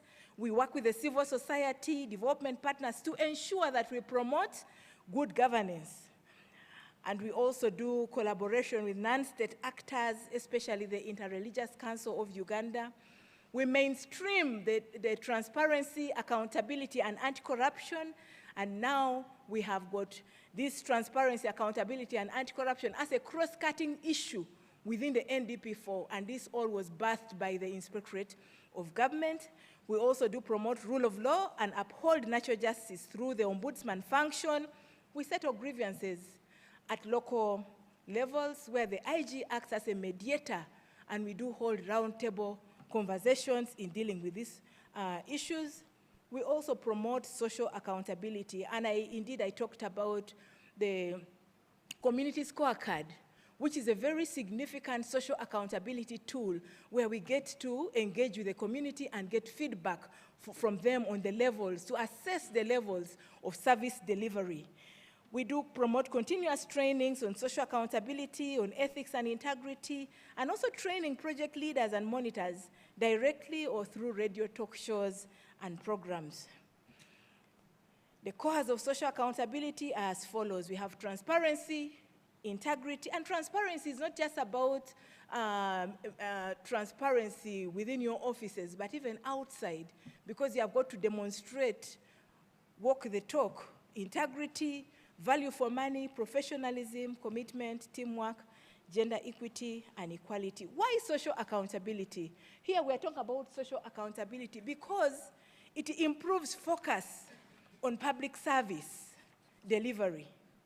The spirit behind USMID, we have seen earlier this morning, is to improve the quality of life for the Ugandans through better infrastructure. And here we are saying improving focus on public service delivery. Among those, we have the infrastructure, the health, the education, and other social needs of the citizens. And then it also helps to monitor government's performance and response in terms of monitoring progress. Were we having successes? If so, how did we get to where we have gotten and how can we improve? Then it also facilitates links between citizens and government entities. Citizens are able to engage with those in positions of responsibility within the government. That's why for me here, I get extremely excited when I take the face of the IG to the grassroots. And it has enabled me to be able to interact with most of you here when I come to your respective spaces in the municipalities, in the districts and cities. Then social accountability also helps, especially in empowering marginalized groups in policy processes, where you see grassroots people at the grassroots level, getting aware and informed about policy processes. And then it also fosters transparency and accountability. And this can only be achieved if citizens are empowered to actively participate in the oversight of these projects. The involvement of communities in planning, in implementation, and monitoring monitoring phases are very, very important to ensure that funds are used effectively for the intended purposes. And again, despite our progress, you find that we still face some significant challenges, especially when it comes to promoting social accountability and anti-corruption at the grassroots. Otherwise, thank you very much. I think I've utilized, Chair, I think I've utilized my 10 minutes appropriately. Allow me to stop here and get to receive feedback and comments from the listeners. Thank you for your attention. The IGG is absolutely precise and says a bonus of 2 minutes, which I will keep here. Yeah, just to finish. I thought you were keeping it as a bonus and you will use it at an appropriate time. Next, I ask Hilda Mwesigwa, the Acting Director, Performance Monitoring in the PPDA. You're most welcome. And you have 10 minutes. The discussants, each one of you will have 5 minutes, so you prepare accordingly. Good afternoon, ladies and gentlemen. All protocol observed. I'm called Hilda Mwesigwa, Acting Director, Performance Monitoring, PPDA. I was also a PTC member. My presentation. Do these people all know about PTC? You want to tell them what PTC is? I'm going to explain a little. At least they know PPDA. Yes.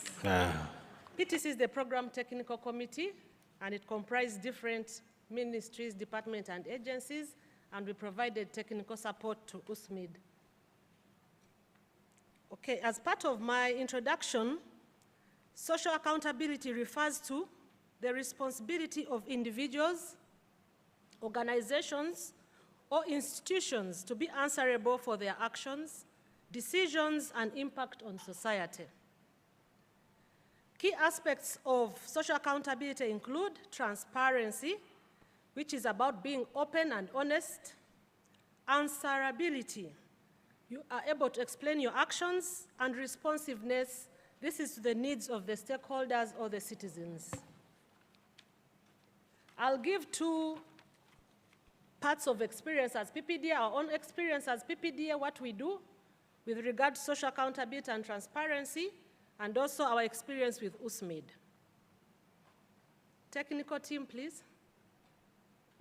With regard to the PPDA experience, we have the electronic government procurement, where we advertise tenders, notices, procurement plans, best evaluated bidder notices, signed contracts, registered providers, suspended providers, and we also publish open data. Slide 3. We also have the government procurement portal.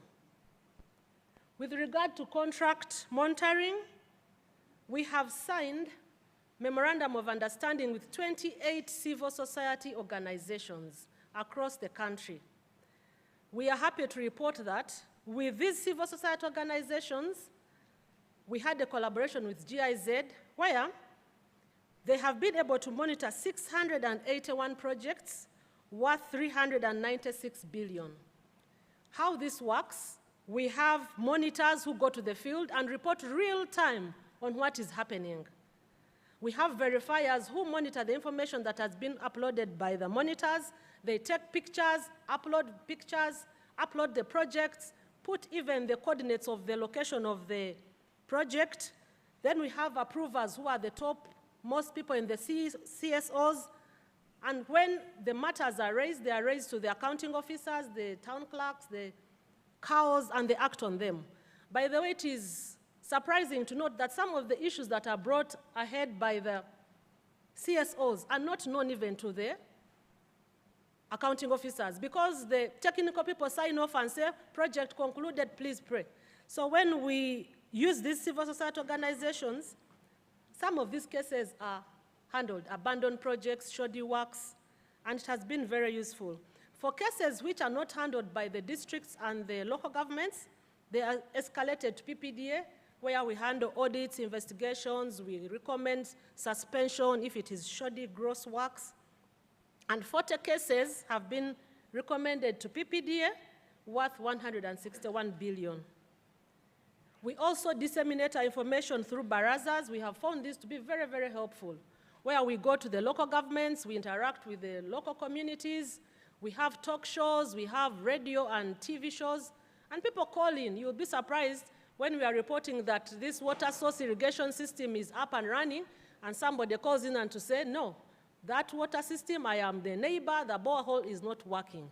And so we handle the social accountability issues through that nature. We also publish our reports on our PPDA website, all the audits, investigations that we handle, we publish them, and they are available for scrutiny by the public. I'm glad to report that the CSO mode is really working very hard. We have awarded the best performing CSOs. Please, next picture, next slide. That is where our board chairman, executive director, members of GIZ handed over the best performing CSOs in contract monitoring. That was MIRAC, Midwestern Region Anti-Corruption Coalition, based in the West. And also we awarded Western Region, we awarded all regions, but the best performing CSOs. Under USMID, since I've been a PTC member, we noted that Program Development Objective number 6 ensures improved accountability and transparency. We also noted that there was a grievance redress mechanism where the local community, the concerns of the local community were addressed through the grievance redress committees and the local councils. We were also happy with the structure of USMID. It ensures checks and balances.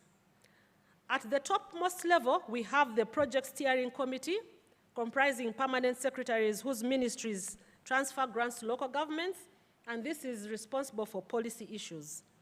Under level 2, we had the program technical committee, where I was a member, and we had key technical staff from relevant ministries, departments, and agencies, including National Planning Authority, Ministry of Local Government, NEMA, where we offered on-spot technical guidance.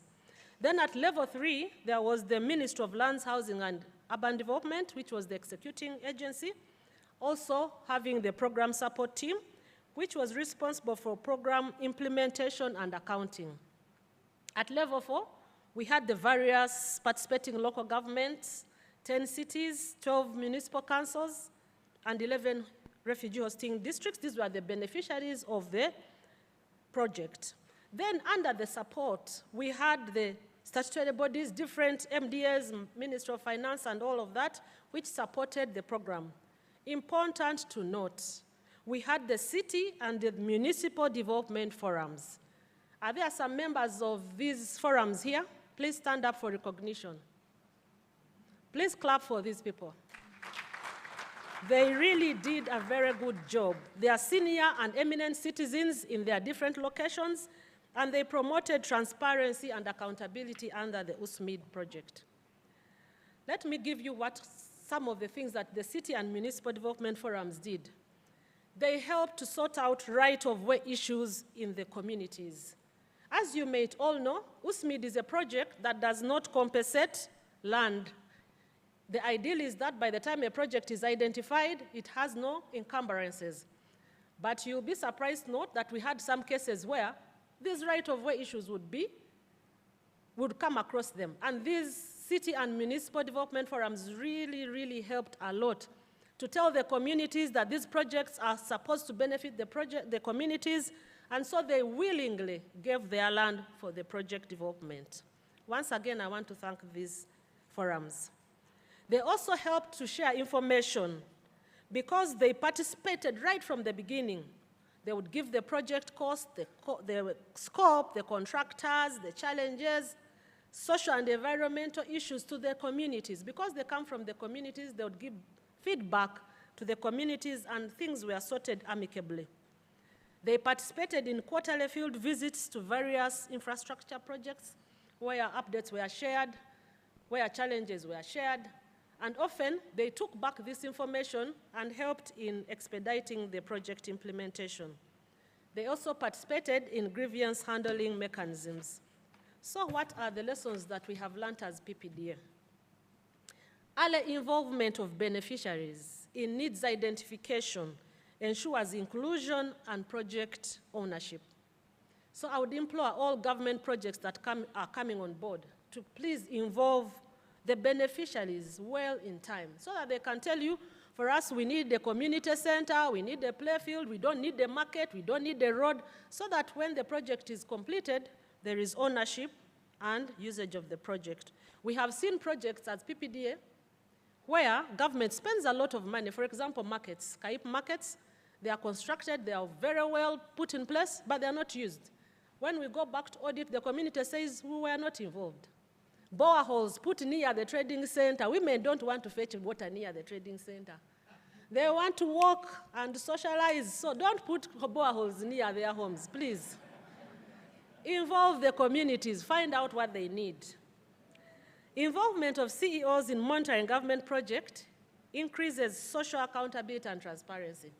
We are really proud of the CMS system that we have developed. Countries are coming to Uganda to benchmark.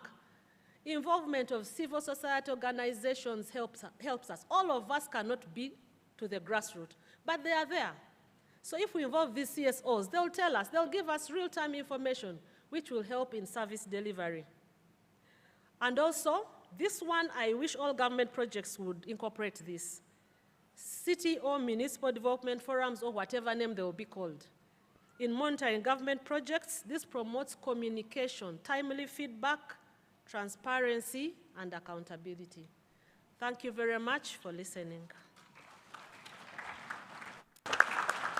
Thank you, Hilda.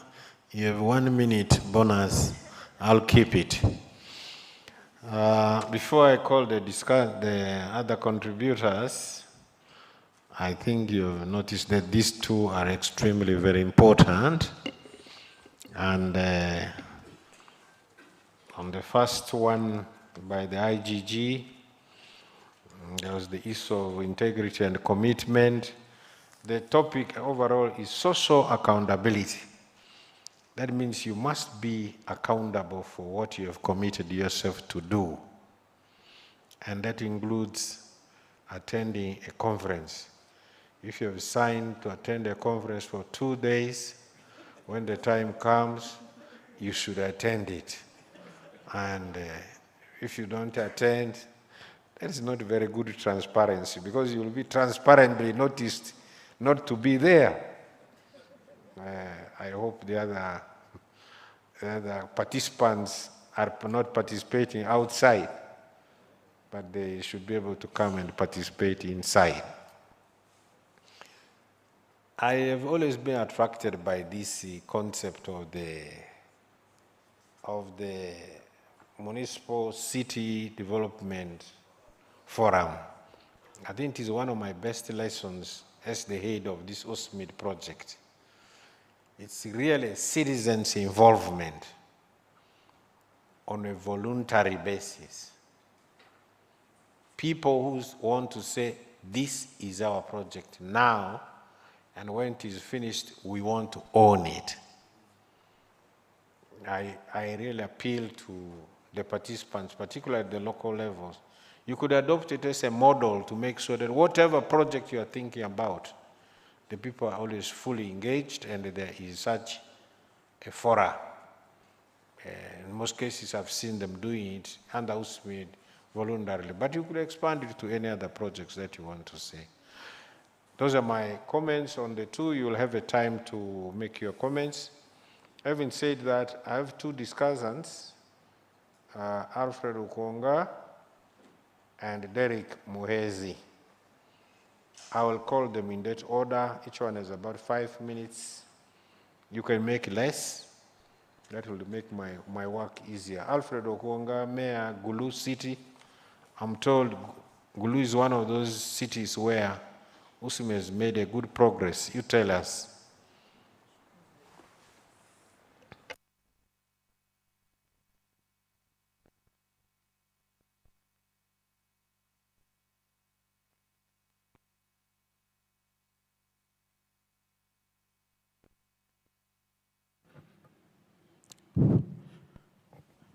Good evening, ladies and gentlemen. Allow me to observe the protocol that have already been laid. My name is Okwa Alfred. I'm the mayor of Gulu City.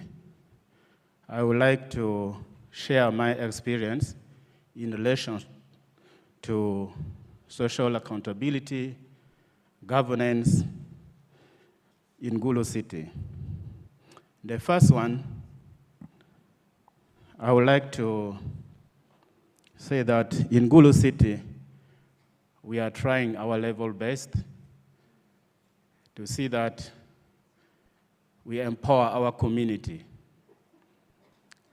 At least we have started with empowering the local leadership, LC1s, LC2s. As we talk now, we have quarterly meetings with the LCs where they bring to our attention the problem they are facing in their cells and wards, and also we give them the feedback of whatever activities that we are doing within the city. As I talk now, all the LCs, 1 and 2, they have opened their accounts where remittances, the 25% to the villages or the cells is deposited in their account, and the 10% is deposited to the wards account. And they are also helping the city by doing other small work in their cells and wards, like community roads. That is now not the work of the city or divisions, water source, and even the security in their respective places. You know where we came from as Gulu City, the security-wise was not good. But right now, as I talk, Gulu City is a very peaceful place. You can walk throughout the night without any disturbances because we have now empowered our LCs and are in charge of the security together with other security agencies. Secondly, I would like also to inform you that we have quarterly stakeholders engagement meetings. Key stakeholders like religious leaders, cultural leaders, academia, universities, and government agencies like National Water and Sewage Corporations team and electricity and telecommunication team. We always give reports from the city and also get report from all other stakeholders, whatever they have done within a quarter. And this one has helped us a lot because right now in Gulu City, any cases of maybe power blackout and also water breakage, you find that the community, we have opened various WhatsApp group where it's reported instantly and is worked on immediately. I would like also to bring to attention of this gathering about how we are doing with the USMID. One of the government projects that Gulu has implemented very successfully. And this one is supported 100% by all the community members of Gulu City. If the road is identified to pass through an area, especially, you know, some roads may have project-affected person. And willingly, because we always tell them openly that these World Bank-funded projects, they are not compensated. And community are able to allow us, if there is a need maybe to enter their land by some small meters, they can allow us to access and use the place without payment. And this has enabled Gulu City to do a lot of saving in USMID funds. And in the current one, which we have just concluded, I would like to report to you that from the saving of the money that we have done, we were able to open and work on 4 more roads. If you go to Gulu City, you find that there is a Dr. Lukuya Road. This was done by saving from the money from USMID, Upper Churchill Road, Ben Chan Road, and Asan Lane. All these 4 roads are constructed from the saving of funds from USMID. About the waste management, community are also empowered and supported. Whenever there is piles of waste anywhere, community will call my office or call the office of the town clerk, both at the division and at the city, demanding for services. And we shall also respond immediately by sending the truck to go and collect those garbage so that the waste is collected on time whenever there's need. And this one here, at least we are seeing the results. That is why they say Gulu City is one of the cleanest cities in Uganda, because we are allowing the community to call us at any time that they need the services, and we respond to that. In terms of security, this is another area where community are working very closely in governance of the city. If there is any road accident, maybe accidentally a truck come and knock maybe our solar light poles or do any damage on the roads, the community instantly will arrest that vehicle or driver and call the city. And we have a policy where if you destroy any road furniture, we don't imprison you, we don't demand anything else, but you have to replace the very furniture that you have destroyed is the one that is your cost now. You have to meet the cost so that that road furniture is restored to a working or a normal working condition. And this is being implemented very well in Gulu City. In local revenue, we have also tried to work very closely with Market Vendors Association. We always conduct quarterly meeting with them. And right now, in local revenue, the communities are empowered never to give cash to any revenue collectors. And sometimes, when somebody has money and want to pay their taxes, they have even the power to call our offices requesting us to send our human resource or the principal town agents to go and assess them, give them PRN so that they can pay their revenue directly to the city, because they have seen the importance of paying their revenue directly into the city account, because it translates to better services to them. Lastly, I would like also to share with you our experiences with the property owners, developers. We have come to the extent that we declare the amount we have collected from property rates. And we request them also to give them their inputs on what investment, where they want this money to be used. And this is also one of the success stories about the governance, transparency, and social accountability in Gulu City. Thank you so much. These are the few that I've prepared to share with the team. Very good. Your Lordship, the Mayor of Gulu, just on time. Thank you. I think when you're discussing, you'll note Okwonga has really given us issues which we can all apply. For example, these regular quarterly meetings with the public, that's a very good, unique invention. Engaging the public to manage their governance and revenue collection publicly, using WhatsApp. Now it's not going IT. Neighborhood, where you just report. Gaining from the accident. Somebody knocks a road furniture.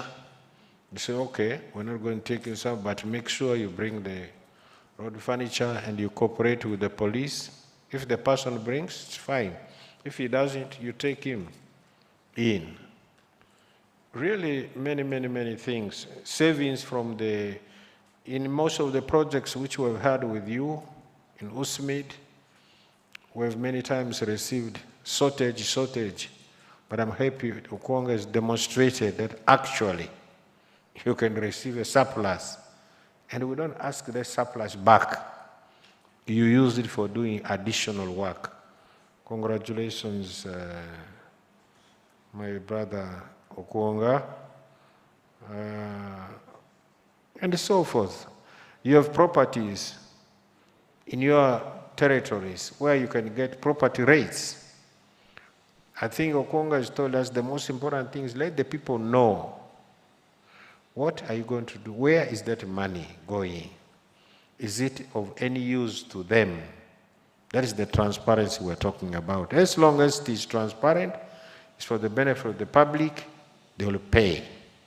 But if it disappears in thin air, then they will not pay. Thank you very much.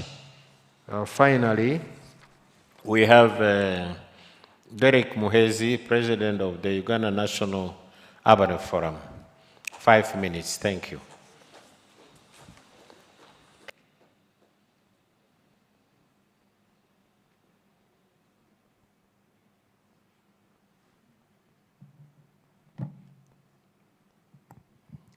Thank you, Honorable Minister. My name is Derek Muhezi. I'm the President of the Uganda National Urban Forum. Honorable Minister, I want to recognize the presence and I want you to see them, members of the forum at the national level. You can stand up for recognition, the ones who are present.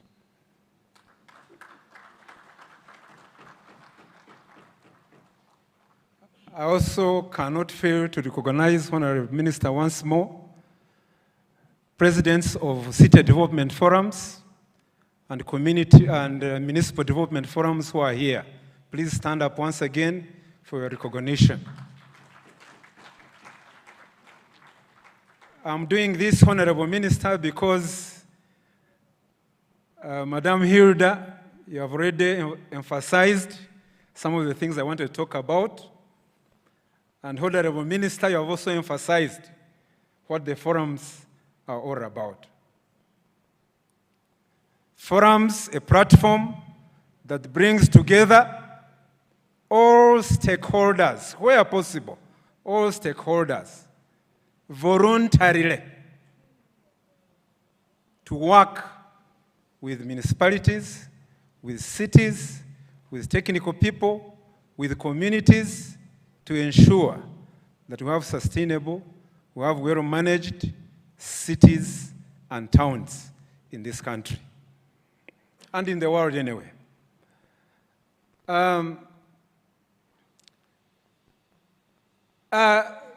We are talking about social accountability. I was looking at it last night, and I'm also a lecturer at Makerere University, so I tend to question certain things. And then I said, but when we say social accountability, it's as if there is one group that is accounting to the other. And then I said, how do we solve this? I realized that there is also a possibility of talking about social accountability and responsibility. And the two do work together anyway. That there is social accountability, but there is social responsibility, which I think is so important to us in the forum, and which we have not been talking about seriously anyway. There's a gentleman in the morning, I cannot recall the name, who talked about us, all of us people. All of us people. All of us Ugandans. All of us urbanites. Are we responsible as far as our urban areas are concerned? And what comes out of these are a number of things which have already been alluded to that we are supposed to be looking at all the time. Number one is accountability. I cannot go into that detail. Number two are ethics. Are we ethical in the way we do our things? Number three, which is so dear to us as forums, UNAF, CDFs, and MDFs. And Honorable Minister, I would wish the forums to go down into town councils also. Community engagement and participation at all levels is very, very important and so key. The movements we have done in the country, as Hilda has mentioned, you can see the fruits of community engagement. Number 4, transparency, which is part of what we're discussing today. But among that, within transparency, there should be real answerability. There's that word, being answerable all the time as far as our actions are concerned. Number 6 is oversight. MDFs, CDFs, oversight. UNAF, oversight as far as what is going on in our cities, our municipalities, our town councils, and trading centers are outside. One of the other ones, which Honorable Minister, Chair, has not been talked about, is civic responsibility. Civic responsibility. I remember when I was doing my master's in Europe, in the Netherlands, you would take a walk through a residential neighborhood.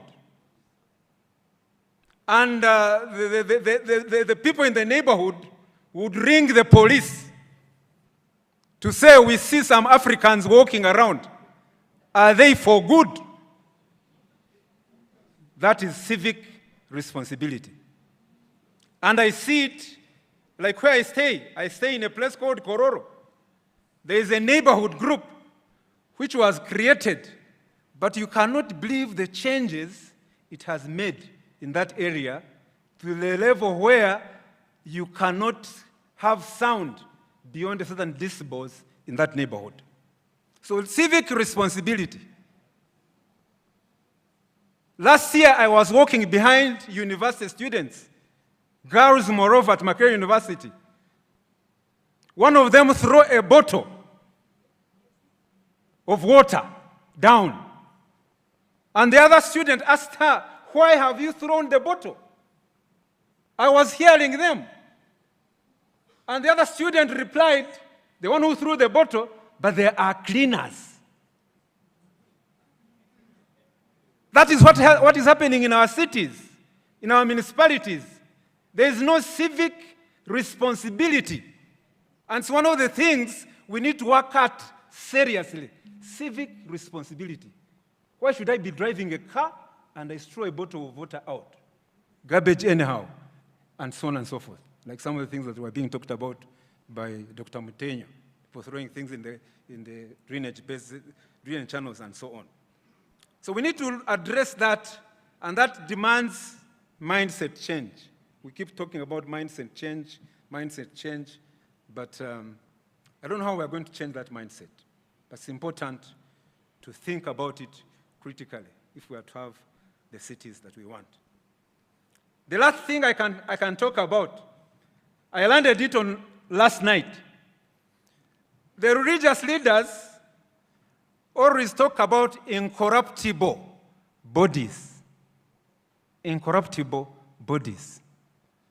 But in relation to corruption, I found that there is a new word which has also been generated referring to incorruptible from the moral point of view. How do we address issues of corruption? A few minutes ago, I was chatting with the Honorable Minister, and he was saying that in scenarios where the MDFs have failed, or CDFs have failed to work well with the councils, there is an element of corruption that is what? Involved, that is limiting that interaction. So we need, if we are talking about social accountability, social responsibility, one of the key areas we need to address, take it by the bull's horn, is the issue of corruption. Thank you very much.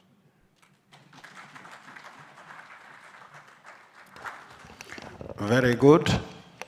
Another bigger clap, please. Thank you very much. I like the way my presenters here and discussants have reduced this topic of accountability to doable activities, doable elements, which we can take back home and go to do them. I don't have a lot of time now, but I will ask only one Lord Mayor, on behalf of all the mayors, if he has anything to ask or say, and then a town clerk or a city clerk or a cow, and that will be about it, or any other person, number three of them, because there's another session, and we have a general plenary somewhere where you can reserve your questions and ask them. First, the Lords, the Lord Mayors. Anybody? If there's nobody, thank you very much. We go to the, because I don't see a hand, so we go to the, you know, the Lords always raise their hands slowly. I've seen some now. Where? You're not a Lord Mayor, are you? Moroto, you're not? Okay, Moroto, let's, is a mayor. Okay, in waiting. Give him, if not, walk quickly there. Walk quick. Oh, yes, there's one there. Then the cows or the city clerks, or whoever, please be ready.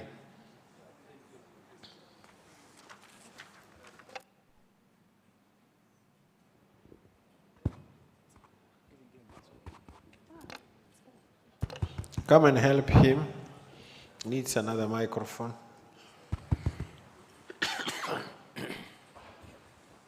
Yeah, thank you very much, Chair. I just want to make a rejoinder to my colleague that as a mayor, we really appreciate, first of all, the USMID program that has turned, especially Moroto municipality. There wouldn't be any other fund that could turn the face of the municipality of Moroto.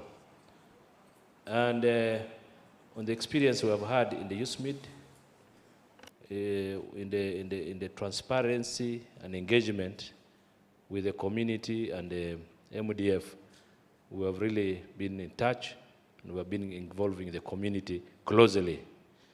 One of the strategic engagements that we had when we were implementing the AF additional financing, the last batch of it, we happened to install some street lights, and we happened to get a very, very good service provider whom we asked for a social corporate, whereby we engaged and asked him to provide us with the transport. You're aware that Moroto municipality doesn't have transport. So we managed to get a van, a 14-seater van, which costed about 80 million as a social corporate for the council. So that has helped the council in transporting the councillors for meetings, and we engaged transparently with the MDFs, with the service provider, with the town clerk, and he happened to provide us that. Going forward, I think we are going to continue the same strategy in getting the service providers supporting us through that social corporate. The other element is that we always work closely with the IGG's office, very closely, not only the program of USMID, but we also extended in other programs. For example, the 1 billion grant, we had some challenges where some service providers were bringing in soil instead of maram. So we got the IGG on board, and we had to engage the service provider to redo the work under the same costs. So the work were redone, and perfectly the community had to actually appreciate. But of course the whistleblowers were the community. So we really engaged and they appreciated. Very good. Thank you very much. Okay. On Moroto, I can confirm that there's a road which USMID did, that one from the church coming down to the shops. There is an old man who had a house. He built one of these houses, one of the first people to put a shop there. Now, according to the design of the road, it passed through half of that shop. The urban forum was able to talk to that man and convince him, where he said, if it is for the sake of Moroto and you want to break half my shop, do it. I'm not asking for any compensation. And he did it. That is how, if you explain to our people how easily they can accept to certain proposals. And in return, I asked the mayor, I said, you people, what are you going to do voluntarily to this man? And I think they accepted that they were going to take some 1 or 2 of his children and educate them. Yeah. So it was a win-win situation because of the urban forum. Thank you very much. Now, I was asking for a cow or a city clerk. I see, if I saw, yes, let me ask this one, because these people who are near here, I think they sat longer. Thank you, Bwana Chair, for the observation. My name is Walusimbe Ali, the president of the Mbale City Development Forum. Yes. That's, I was asking for... Of course, Chair, you were asking for the cities. And, city clerk. Now that we subscribe to the city, finish. you are allowed. You finish. I make a submission on behalf of my presidents and MDFs. Okay. I just want to appreciate the presenters for the presentations they have made. However, Bwana Chair, our observation as MDF and CDF, to the IGG, it has been more of operational in the refugee side, and we would ask that there is need in the MDF and the CDF to work together to streamline the issue of citizen engagement, accountability and transparency in the implementation of the projects that are ongoing. Now that we have the AF, some of the projects are running, so we would ask they come in and support us to push forward. Okay. However, I would invite all of you to Mbale City. There are a lot of experiences. As you mentioned, Bwana Chair, of recent you were in Mbale with the President. When you left, the annexed areas have already started contributing some pieces of land for roads to pass through. And the city, as a city, we have already embraced that, and we are trying to contribute through rectifying the titles for those people that have parcels that are already titled. Very good. We're coming. Thank you. We're coming. Thank you. The slot is only for cows or a city clerk, just one, and then the rest, the other gentleman over there in white, stand up. Yes, bring him a microphone, and that will be the last for now. Then we ask for the next session. If you are ready to stay here up to midnight, we shall go on. Don't worry. Thank you very much, After Mr. all. Chairman. Yes. I am Richard Wambi, the Deputy Cow of Adjumani. I've been... Of where? Adjumani. Adjumani. I have been annoyed by the benefits of the city development forums, the municipal development forums. How are the USMID projects in Adjumani? Very briefly. We have one project which is disturbing us up to tomorrow. I have to be honest. Are you disturbing the project or the project is disturbing you? The contractor is disturbing us, sir. What about Okusoni Johnny Market? Okusoni Johnny Market, some defects. Not defects. It's terrible. Go ahead. Okay. Okay, sir. But we have already notified the contractor to rectify those defects on the market. The biggest challenge we are having is the road in the town council. But I have been annoyed by the advantages of the different city and municipal development forums. And I'm scratching my head to find out, are there guidelines which can be invoked by districts, and we also come up with a semblance of the same district development forum to help us get the advantages of this said. Thank you so much. Ajuman is saying they don't have a forum, and they want the forum to help them to form one. You'll take that lesson and make sure. This is how far we can come. I'm really sorry, colleagues. Let's have the other discussion. Maybe we can combine them later. Is that okay? I know it is Barney, but let's keep it at that. Thank you very much for listening. And now I call on the next presenter, my panelists. Thank you very much. Let's take our seats. This is adjourned. Thank you.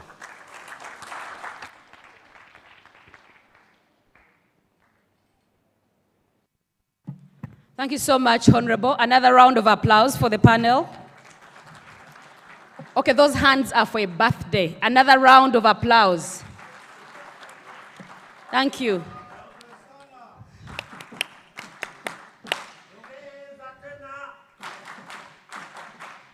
Thank you. So we all need to visit Chankwanzi so that we come with the Asante Sana Club. Honorable Minister Judith Nabakoba would like to go to Chankwanzi.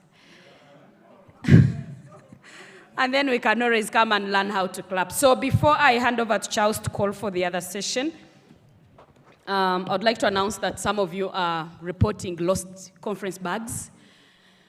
Ooh, it is sad, but in case you took a bag that doesn't belong to you, check in it. If it has a notebook for Paul Amoko, please return the notebook. You may not return the bag. Just the notebook, because he needs his notebook, but the bag he can always do with another bag. Thank you. Charles, call the session. Thank you, Sheila. Return the notebook, and you can keep the bag. I think that's the announcement. Thank you. Can I invite Commissioner Charles Magumba to help us chair the next session, which is on climate resilience and environmental safeguards. Commissioner Magumba is a commissioner in the Ministry of Local Government. Please, you will invite your panelists, but we will try as much as possible to strictly work within 30 minutes for both the discussants and the people responding, the key contributors, those who are available. If someone is not available, we will have to let that be. And then we'll have one more session and a plenary. So I hope that you can help us finish this session in time. 30 minutes, sir. Thank you. Thank you very much, the Master of Ceremonies. Colleagues, good afternoon. Thank you for this opportunity that you've availed to me to chair the next session. Our next session is going to take a short time also, and the presenters will be discussing climate resilience and environmental safeguards. Our presenter is the Commissioner Climate Change at the Ministry of Water and Environment. May I invite you to come and take over. Margaret, please come and sit. Then the next presenter will be from Kan, Uganda. I think Anthony Walimbwa. I don't know whether he's here. Anthony. And then the discussants will come from NEMA, and then the Mayor Masaka, Your Worship Florence Namayanja. Please take over your seats and we start immediately. Anthony, please.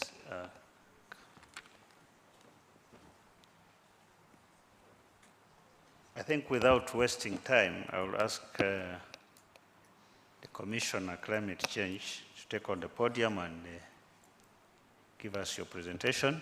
The timekeeper should be really watching the time because we still have a lot of business to conclude this evening.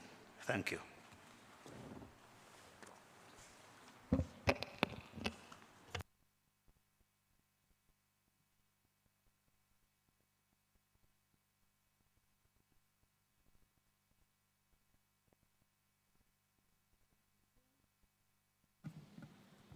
Thank you, Chair. Honorable ministers present, I'll stand on the same protocol that was laid before me. As the Chair has said of the session, I'm Margaret Athieno Mwebesa. I'm the Commissioner Climate Change, but I also double as the United Nations Framework Convention on Climate Change National Focal Point for Uganda. I'm going to talk about cities, climate action planning under this conference, National Urban Development Conference. My outline of presentation is as above. I'll talk about the overview of urbanization and climate change, linkages of urbanization and climate change. I'll also touch on factors affecting urbanization and climate change. I'll also look at integration of climate actions in urban development. I'll also touch on the relevant section of Uganda's nationally determined contribution and cities, which we popularly call the NDC. NDC is Uganda's National Climate Change Action Plan. It is expected of every member state that is party to the United Nations Framework Convention on Climate Change to have a nationally determined contribution, and Uganda is one of them. And then I'll also talk about recommendations for advancing climate resilience in cities.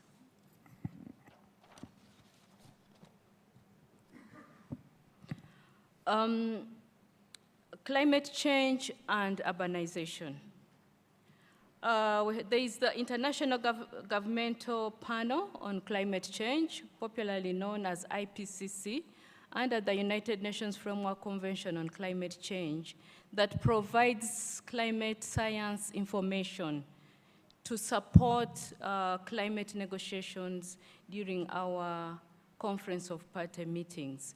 So the IPCC Assessment Report 6 pointed out that growing urbanization and climate change create complex risks, especially for those cities that already experience poorly planned urban growth, high levels of poverty and unemployment, and a lack of basic services. So urbanization is both good and bad. Back, please. If you look at that picture, to have a climate resilient city, you must have a balanced environment. You must have green urban spaces, you must have biodiverse zones, you must have urban wetlands and urban agriculture. And each of these spaces of environs play a very vital role to enable us have sustainable or resilient cities. So that is what a resilient city should have. And I think the previous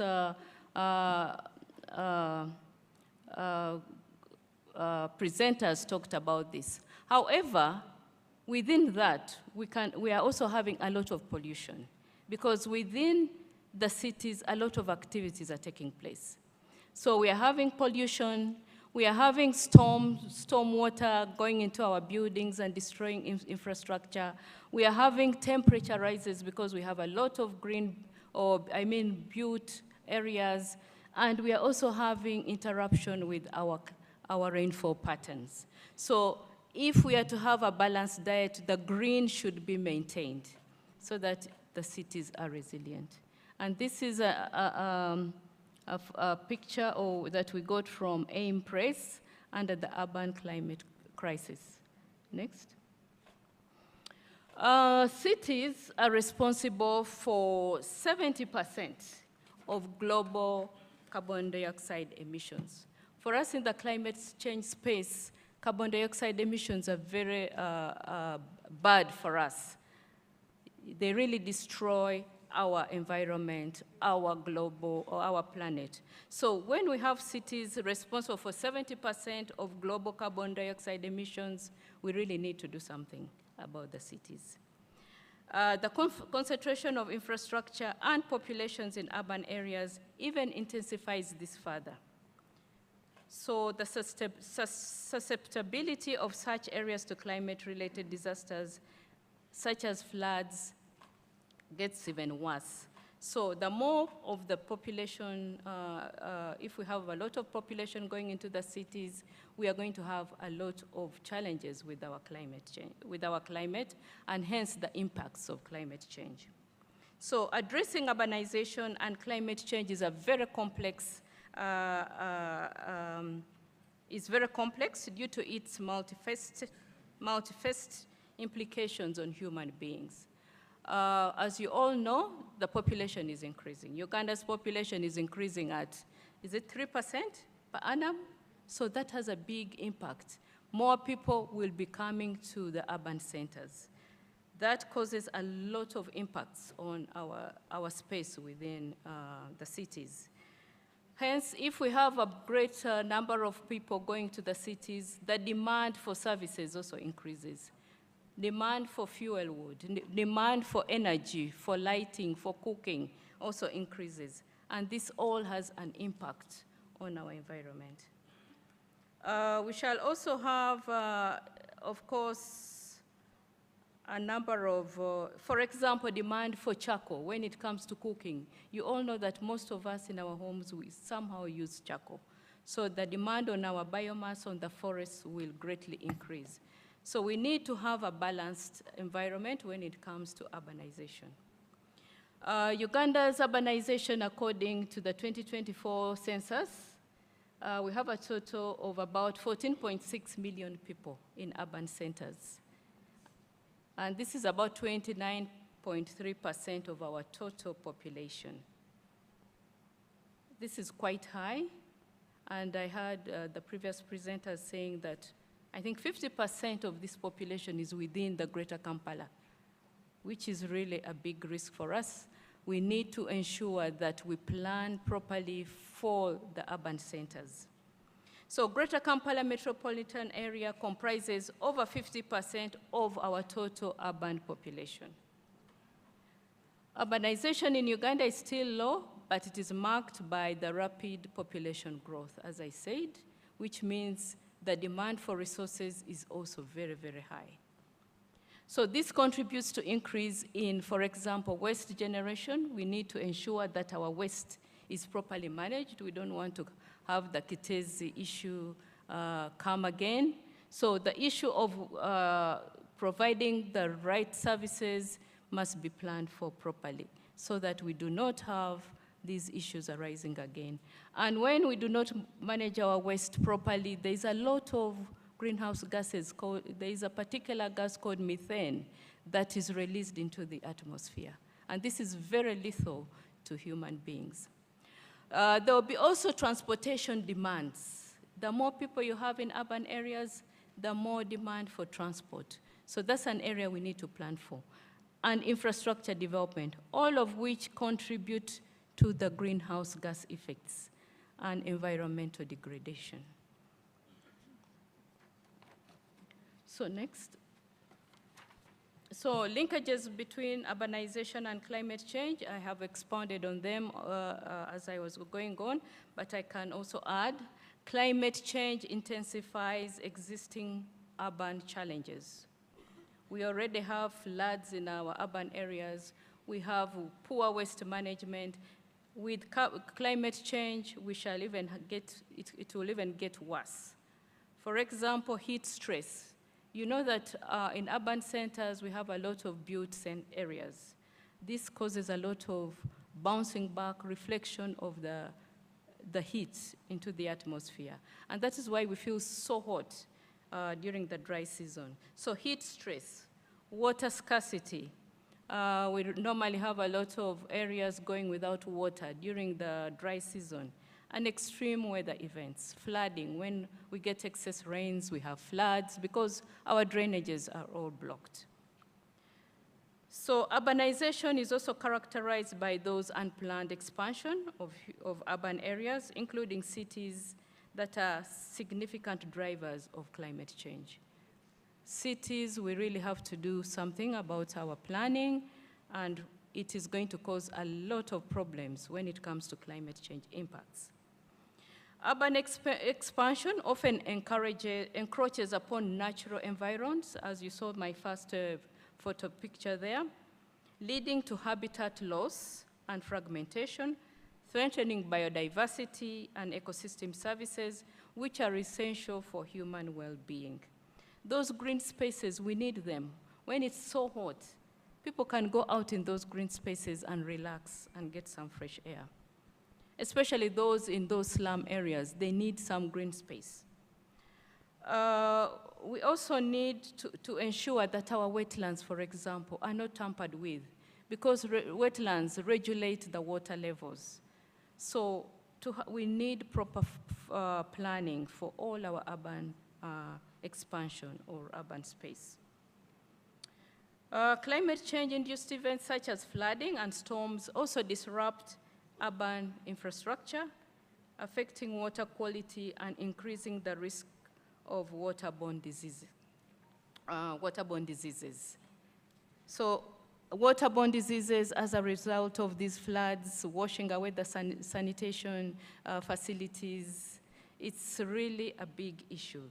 So we really need to ensure there is proper planning for all our urban areas. Health facilities are affected when floods occur. Schools, homes, all that is a big issue when it comes to poor planning with the urban centers. So what are the factors next? Further factors affecting urbanization and climate change, I've already mentioned the demographic shifts. We have a number of people living in the villages, going to urban centers to look for better life. This is also increasing or affecting and causing stress on our urban centers. So we really need to plan for urban centers very well to accommodate all this. And also to avoid climate change impacts. Because the more people we have in these urban centers, the more we have of the waste, for example. The waste management is a big problem and is causing a lot of greenhouse gas emissions. Economic development. Industrialization drives urbanization by creating job opportunities and attracting people to urban centers. Industrial activities also contribute significantly to the emissions of greenhouse gases. For example, when we burn fossil fuel, when we burn our trees for charcoal, for cooking, all these are emitting greenhouse gases. And also industrial processes. You know that many of our industries are within these urban centers. So economic development is also a factor, and we need to plan for that. And that's why we need these green spaces. We need the trees to reduce on the air pollution. We need quality air even within these urban areas. Energy consumption. Urbanization increases energy demand, as I said earlier, especially from biomass, fossil fuels, leading to higher greenhouse gases. Colleagues, we all use charcoal in our homes. So the more we come to the cities, the more charcoal we need. So we really need to plan well to ensure that all our green spaces, the wetlands, and all that are well kept so that we have resilient cities. In case of floods, the wetlands can regulate the water levels, name it. And then we can also promote hybrid electric vehicles, solar energy for cooking, so that we reduce the impact we are having on these biomass energy and fossil fuels.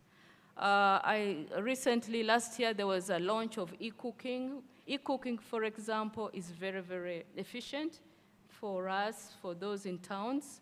E-cooking is very smart, it is clean. It can also be really adopted. Land use changes. Urbanization involves converting natural landscapes into built environments, leading to deforestation and wetland loss. So deforestation results in loss of forests, thus reducing. You know, forests are a big carbon sink. They really absorb, they sequestrate those bad gases, the greenhouse gases. So the more we lose the forests, the less absorption of these greenhouse gases we shall have. So it is very important that we avoid land use changes. So what can we do? All is not lost. We can integrate climate action in urban planning. The National Climate Change Act, CAP 182, expands the interpretation of the district to include Kampala capital city and other cities. And Section 7 makes it a requirement for each district, each city in Uganda to develop a district city climate change action plan. Within 1 year after the development of the National Climate Change Action Plan, which came into force on 2nd January 2022. So most cities do not, I think all cities do not have city climate change action plans. So we are calling upon you as a Minister of Water and Environment to ensure that we have these city climate change action plans. They will first of all help you in mobilization of resources and also help us at national level to mobilize resources for you as a district. We have some projects one is called the local under United Nations Development Capital Fund, where we are supporting over 20 districts, I think there are now 20 districts, to implement climate resilient projects. So if you have those district climate action plans, city action plans, it will be very easy for us to mobilize resources together with you. So we are really calling upon cities to really come up with these city climate change action plans. And it was supposed to be within 1 year. That would have been 2023. So we are behind schedule, but we can still do it. So a district city shall furnish the climate change department, that is Ministry of Water and Environment, with a copy of its district's city climate action plan. We normally get some partners coming in who want to support some climate actions. So if we have such plans with us, we can easily partner with them and with the districts to mobilize resources. Because that's one of the mandates of the Climate Change Department and the Ministry of Water and Environment in particular, to also mobilize climate financing. A district climate change action plan shall include an assessment of the current and predicted impact of climate change on the area under the jurisdiction of the district. So it should be within your area of control. And also that action plan will include an assessment of the vulnerability impact and the risk of climate change on the areas under your jurisdiction within the district. So you really have all the opportunities to ensure that we come up with these action plans as a tool for resource mobilization. And then it will also include a statement. Back, please. It will also include a statement of the strategies, policies, and actions for adoption to the mitigation of climate change. How do you intend to do it? It should be bottom down, I mean from bottom to up. You are the ones to tell us how you want to address these climate change issues. Then you identify the actions to be undertaken by the district to build resilience to climate change and indicate the strategy to be adopted to undertake capacity building for the staff of the district and other stakeholders involved. So capacity building is part of it. And we have partners who are willing to partner when it comes to some of these actions. Next.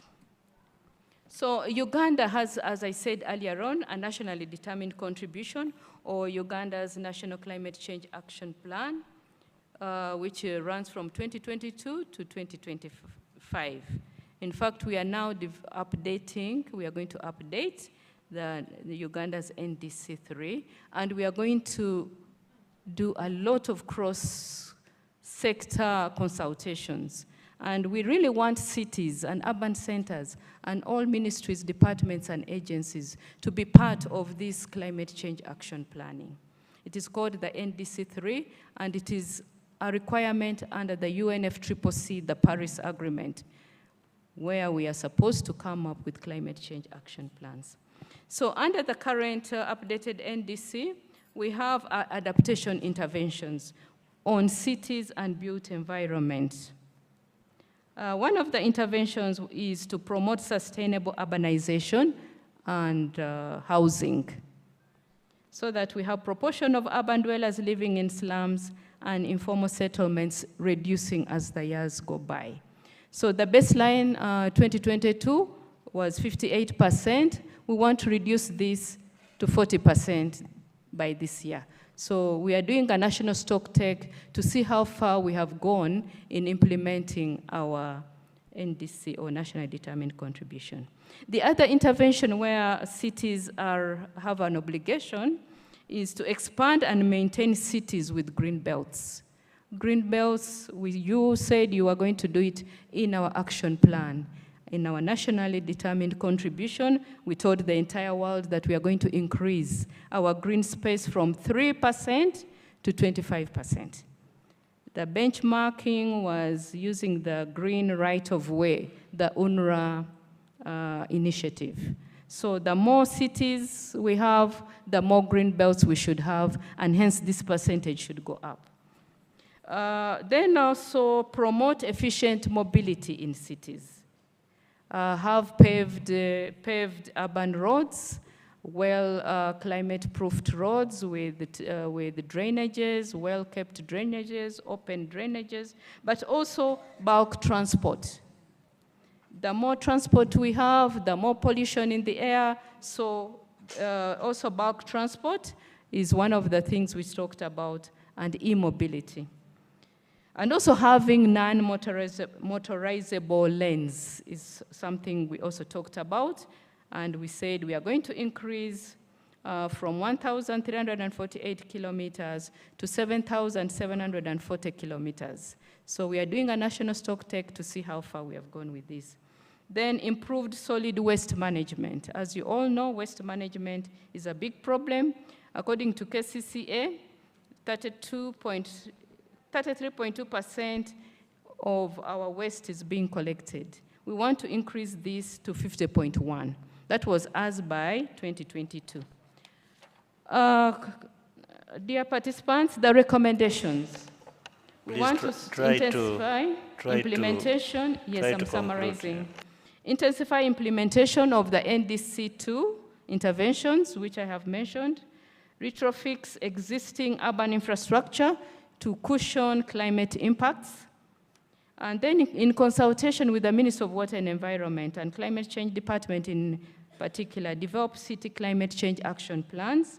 And also we are calling upon you to integrate climate considerations in the National Solid Waste Management Policy that is being under development.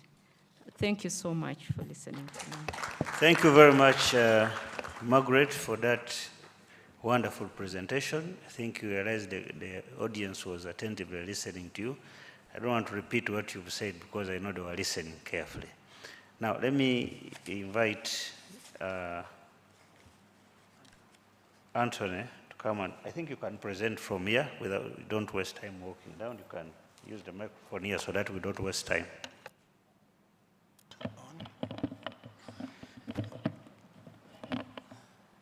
How many minutes? 10. Okay, thanks so much. Thank you, moderator, and good afternoon, ladies and gentlemen. I would also like to observe the protocol as it has earlier been observed. My name is Anthony Walimbwa. I'm an African with a Ugandan passport. Yes, we are advocating for a borderless Africa. One of your challenges is having Africa with a lot of borders and you just can't move, okay? Yes, so Yeah, I guess you've had a good afternoon. And I'm going to speak about resilience. Commissioner Margaret provided a lot of detail on issues around climate change and cities. I'll speak in a very simple way about resilience. Mark the word resilience. So resilience means that you are hit by a shock or something adverse, but you're able to absorb it, adapt, recover, and also get the best out of it, even get to a better state than you were before, while maintaining essential functions. So, if I may ask, in the recent past, we've had heat waves, flooding, and so on. Are the cities much better than they were, or they have gotten worse off? If the answer is yes, that you got better off than you were, then you are resilient. If not, we still have a lot of work to do. So the key elements on this subject of resilience, one's about risk awareness and preparedness, infrastructure strength and flexibility, community participation, governance and institutional coordination. I'm taking this from a point of disaster risk management because we are seeing increasingly a lot of disasters happening, especially in urban areas and hotspots in the rural areas like Mount Elgon, like Rwenzoris. I see even in Acholi, Aswa Valley there's a lot of flooding. So, but the issue at stake here is the cities. Cities, as you know, Commissioner Margaret told you, the population of cities is increasing next. Yes. So, the population is increasing. I think Ugandan urban rate, increase in urban rate is about 6% or more. And that comes with a lot of resource consumption and a lot of environmental challenges. So we are seeing high rate of urban growth. And urbanization is both a cause of climate change because of the emission related to buildings, roads, and things like that, and transport emissions and energy consumption. But it's also at the receiving end of the impacts of climate change. So we are increasingly seeing a high exposure to hazards, which of course lead to disasters. The infrastructure is so strained because of population dynamics. Population is increasing very fast. Informal settlements are increasing. You can see for most of the cities, whether you go to Arua, even Moroto, all cities actually, informal settlements everywhere. And that's a problem. And the impact, of course, is on livelihoods, damage to infrastructure, public health risks, economic losses, and so on. Next, I wanted to just show you that graphic, what a city resilience framework looks like. It has about 4 pillars. First, leadership and strategy.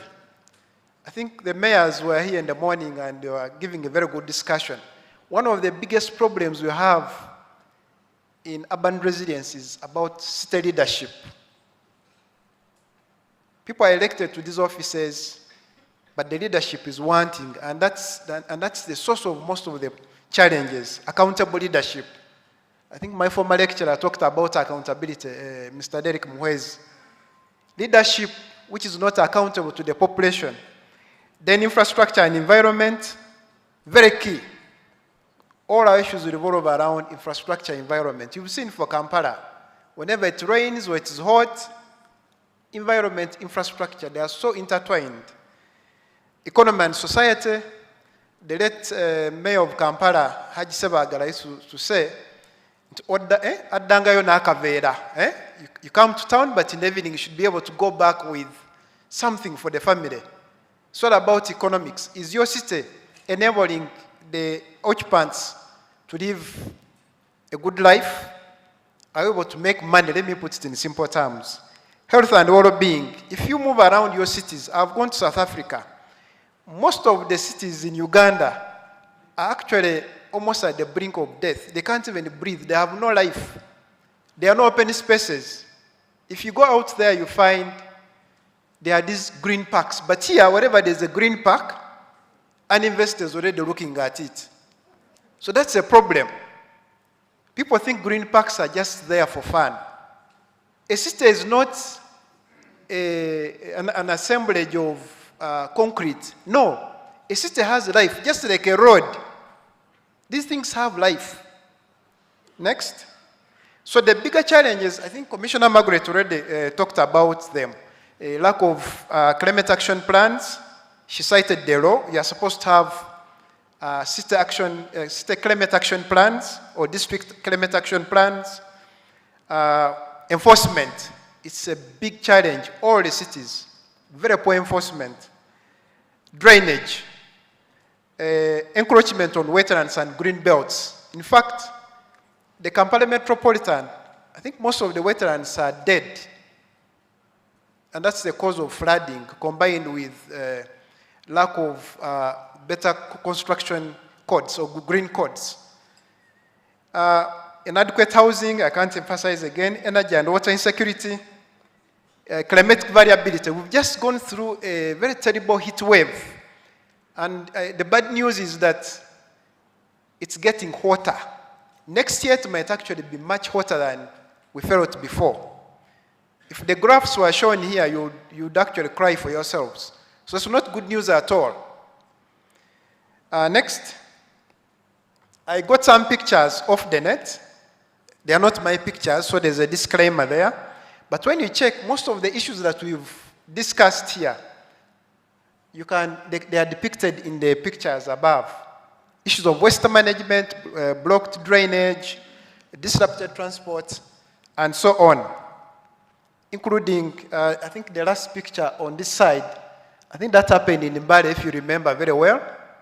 Of course, it was unfortunate, people died. Yes, next. I also got a map showing you about the heat wave. And when you look at that map, the dots in red show you the spots where the heat wave is most likely to hit. And most of it is around urban areas. Because in the previous presentation, they told you that the cities have expanded. Like the case of Kampala, we have expanded that you have the phenomenon called the urban heat island. That's why you see there's a lot of heat in the city. At the same time, there's also a lot of rain. But in the outskirts, the rain has been distorted, isn't it? If you live in Kayunga, or areas around that are bordering the greater Kampala metropolitan, it's chaos. It rains a lot in Kampala, it's dry the other side. It's very hot in the night than it used to be. The urban heat island effect is taking root, and that is having a challenge on health. We don't have yet the statistics of the last heat wave, the one which just occurred. But I think if you check in the hospitals, the elements related to heat wave like heart attacks, strokes, and so on could have gone up. Next, the strategic interventions, I think Commissioner already presented them, developing action plans, integrating climate risk in urban planning. I think the World Bank has a course actually on integrating urban, risk management into development planning. Strengthening institutional capacity, it's already been talked about. Nature-based solutions. Let me emphasize this. For much of our interventions, we must go the nature-based solution way. The mayor, I think, from Guru Orira in the morning, talked about being real. Being real means that you must now turn to nature. The more sophisticated solutions may not be easily accessible to us because of the challenges of finance and technology. Yeah, infrastructure, I can't emphasize more. The other one is just a graphic asking you, if I asked you, the people, the technical people, you've been talking about resilient cities, smart cities, and so on. The question is, where are you if I showed you on that roadmap? Are you at the digital city, the smart city, sustainable city, or resilient city? I bet most of our cities are not even at the digital city stage. So we must work very hard, work with the citizens, work with everybody to move that roadmap until you get to the resilient city that Commissioner presented in one of our slides. So ladies and gentlemen, I would like to end my presentation here by calling upon everybody of us to be accountable, to invest. Let's work together. Me, I'm from the civil society. Let's collaborate. Let's look for the money. I represent civil society at the National Advisory Committee on Climate Change and at the NDA, this is the National Designated Authority. But we've never seen a proposal for financing at the NDA. Where are the proposals? We need those proposals. We see a lot of foreigners coming to solicit for money. Okay? So let's work together, invest in resilient cities. Thanks so much. Thank you very much, Anthony. Colleagues, you realize that the two presenters are really talking almost about the same issue, using different approach. But what I've realized is that at the center of it all is the human activity. We are the people responsible for destroying whatever is available. But the good news is, at the end of the day, both are saying we are the same people. We are appealing to put right. So I think we are talking to the right people. Thank you very much, Anthony. May I now invite the representative from NEMA to contribute to this discussion in the next 5 minutes. Please use 5 minutes because we've lost a lot of time. Thank you very much. My name is James Muhindo.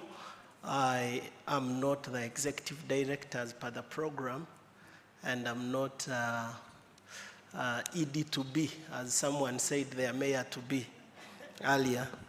Yeah, all protocol observed. Most has been shared by the ministry and also civil society, but I wanted to shine light on the structure that government uses to manage the environment, because climate resilience requires us to be able to manage the impacts of human activity on the environment. The National Environment Act, CAP 181, provides for an institutional structure through which the environment is managed in Uganda. And this starts from cabinet, and then the policy committee on environment, which is a standing committee of the cabinet chaired by the Prime Minister, and then Ministry of Water and Environment through the minister, and in sections 8 and 9, the National Environment Management Authority. The mandate of National Environment Management Authority is to regulate, monitor, supervise, and coordinate all activities relating to the environment in Uganda. So if NEMA only regulates, monitors, supervises, coordinates, who actually does? Sections 10 and 11 provide for what is called lead agencies. And the definition of lead agency is a ministry, department, agency, or local government in which the function to control or manage any segment of the environment is vested.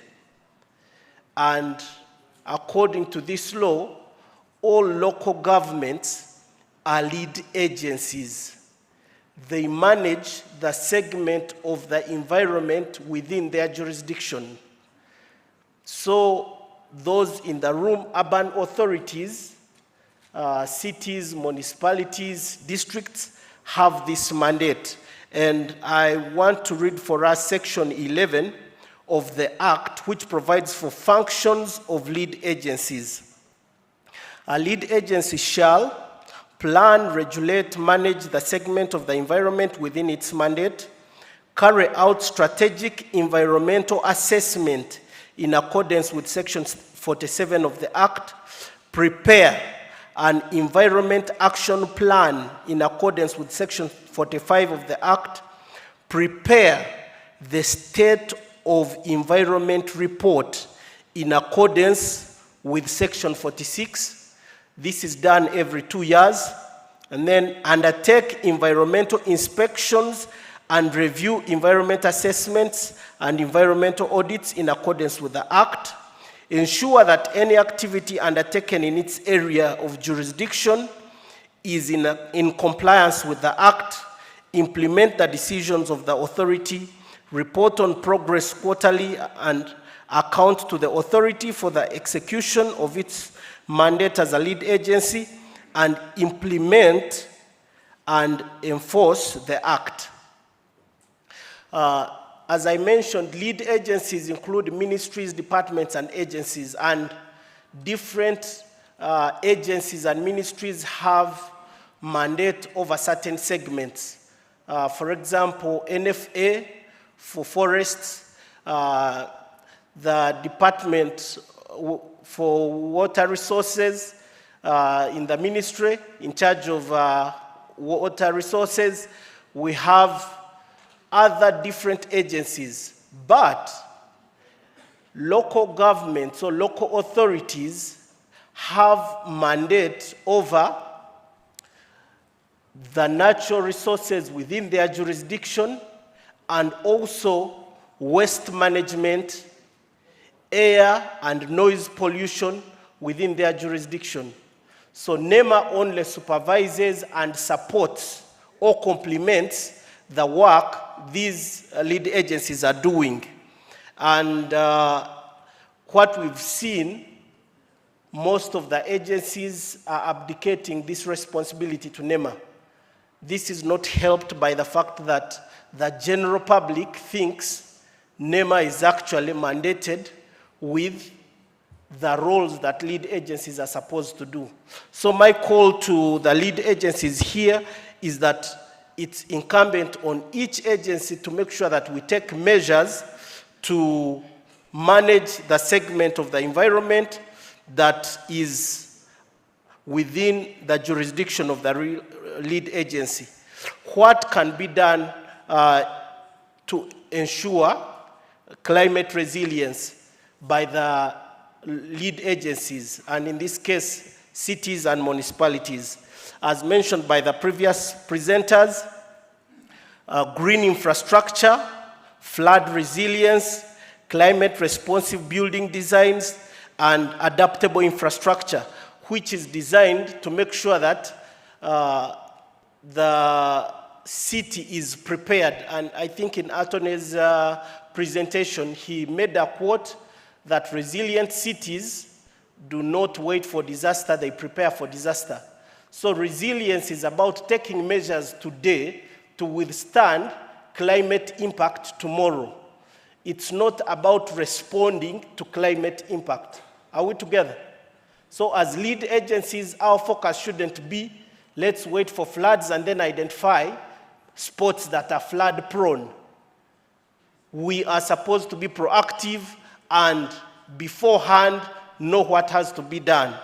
What environmental safeguards can be done to, yes, as I wrap up, some of the environmental safeguards include making sure that every project undertakes environment and social impact assessments.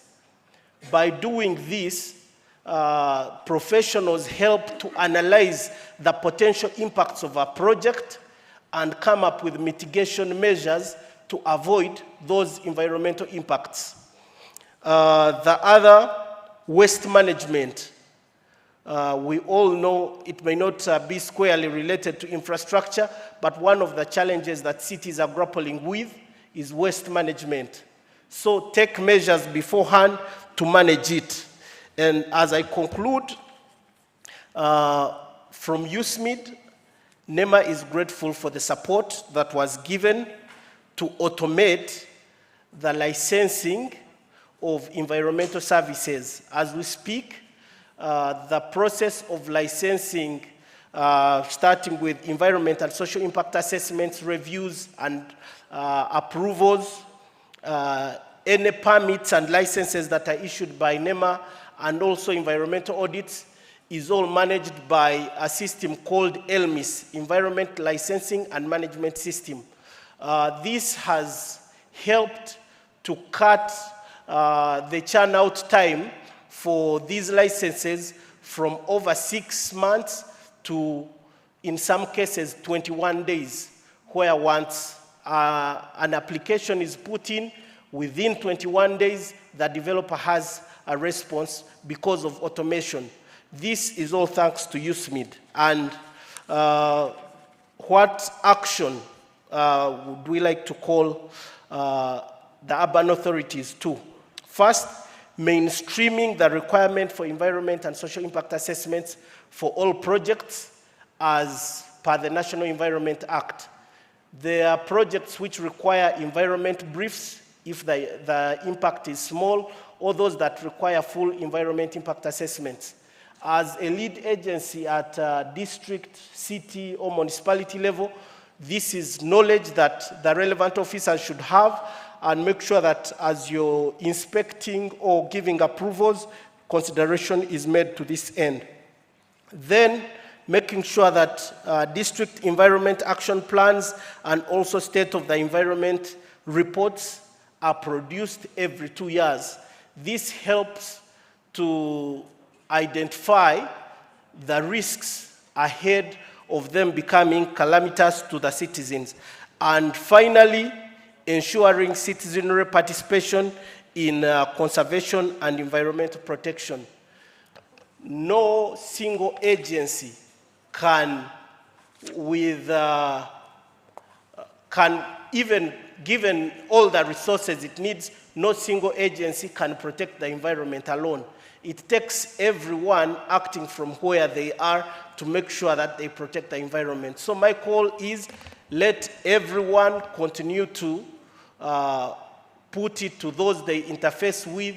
Let the public know that we can push back against climate impacts, but everyone has to play their role. Thank you. Thank you very much for that presentation. I still note that the role of the human being seated here is very key in this. And I also note that there is available enough legal regime in this country to protect the environment and to take action on the different areas that we need to take action against. The issue is implementation and enforcement. And you hear very well, wherever there is a flood, wherever people are destroying the environment, you hear NEMA, where is NEMA? But I think it's been very elaborate enough. All of us are responsible. This responsibility goes down to all of us. If you go back to the Local Government Act, I think section 106, all MDAs are mandated to come down to the local government, support them, supervise them, train them. So I will still call upon you, NEMA, don't sit on Kampala Road. We have these people here available in their different districts. We can make arrangements for you to come and disseminate this information so that we don't lament all the time. At least we shall salvage something. Now, lastly, let me invite the Mayor, Her Lordship Florence Namayanja, the Mayor Masaka, to make her contribution also in 5 minutes, because we have another presentation coming up. Thank you so much. It's going to be less than 5 minutes. I want to thank the presenters. A lot has been said since morning, but if we are looking at cities, Ugandan cities, we are looking at cities established in 2020, and they started working when we were sworn in 2021 May. So we are talking about, I think it's about 4.5 years. Looking at the cities which were former municipalities of fewer square kilometers, for instance, Masaka City was 46 square kilometers when it was municipality. Today, Masaka City is 362 square kilometers. The budget that was being given to Masaka municipality is the same budget that is running the city. So I want us to pick it from there and see the challenges the 10 cities are faced with. The staffing in cities are a problem. We are running the city at 32% staffing. So these are challenges. I appreciate Margaret and your recommendations, but I think the mayor in the morning hinted on being real and sincere to what we are saying.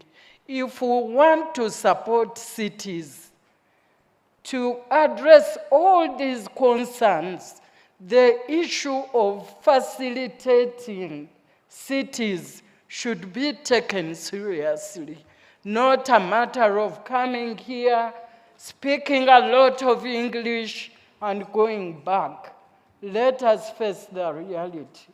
First of all, to begin with, I want to say that cities should be enabled to have the physical development plans to guide the developments with the whole purpose of mapping natural resources and protecting them. If we look at the annexed areas, all those natural resources are not mapped. We have NEMA here. We have wetlands. We have all those forests which are not mapped and put on incorporated in our planning. Cities should have climate action plans, like Margaret, you said, but these climate action plans, how are they monitored? Are they sustainable plans to guide environmental action? You should be able to know what you have and where it is and what to do with it. The physical development department and building, the physical planning and building control committees should be instrumental in encouraging environment conscious building when approving plans. For instance, in Masaka, each and every plan that we approve must be showing where to plant trees, where to put, even if it is a few meters of greening, some grass, paspalam in your compound, even flowers. And we want to see that these plans also have a component of recycled materials being used as an issue to eliminate most of these materials that affect the environment. I'm also seeing ministries, government ministries, operating independently.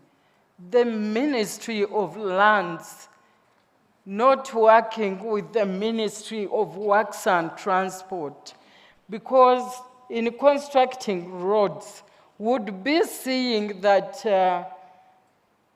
there is a provision on each and every road that is constructed, because we are looking at having vehicles which are electric, having stations to charge these batteries, and also for clean energy.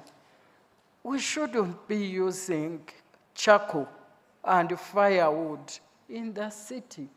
Why is the Ministry of Energy not working with the Ministry of Lands and Housing to ensure that the tariffs are reduced so that people can afford cooking, electricity for cooking. There are so many recommendations that have been made, and my appeal is to see that cities are empowered financially to implement these recommendations. I thank you so much. Thank you very much, Your Worship Mayor, for that wise contribution, which is contributing much to our discussion this evening. We take note of the issues raised by Her Worship the Mayor. I am sure the two cabinet ministers are here, my Minister for Local Government and the Minister for Lands. They take note of the issues of financing cities, but I also see on the program something to do with financing future cities, because we should not only look at government transfers. I think we should be looking at ourselves first. Where do we get the resources as cities to build our own cities? Then two, which I wanted to bring in very fast, the issue of staffing. We are concerned. I think government had provided 2 billion for each city to do recruitment, but midway we got into the payroll audit, which stopped the recruitment, and now money was taken back at the center. We are working around to see that we secure wage, especially for the cities first and for the heads of departments in other entities, and this will be sorted out. But what I want to note is that the mayor is very concerned about what the government has now adopted as the whole of government approach. We should not be working in silos. I think when you read the NDP 4 now, and under the program-based planning and budgeting, we are working towards solving this. We, as government, Honorable Minister can concur with me, that the cabinet has already adopted a whole of government approach where we should be working together as departments and MDS to ensure that services are delivered as a whole government. Now, we are going to allow 2 people, 1 town clerk and 1 mayor. Okay, 3, then the private sector 1, so that we wrap up this, please. If there's no mayor, then we add on the private sector 2 people.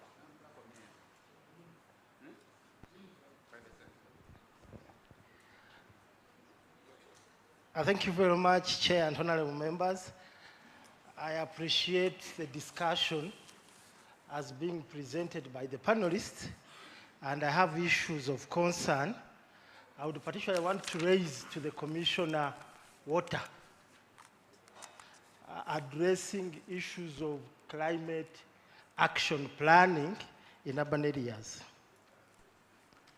My concern is that if we want resilient cities, we need to be honest.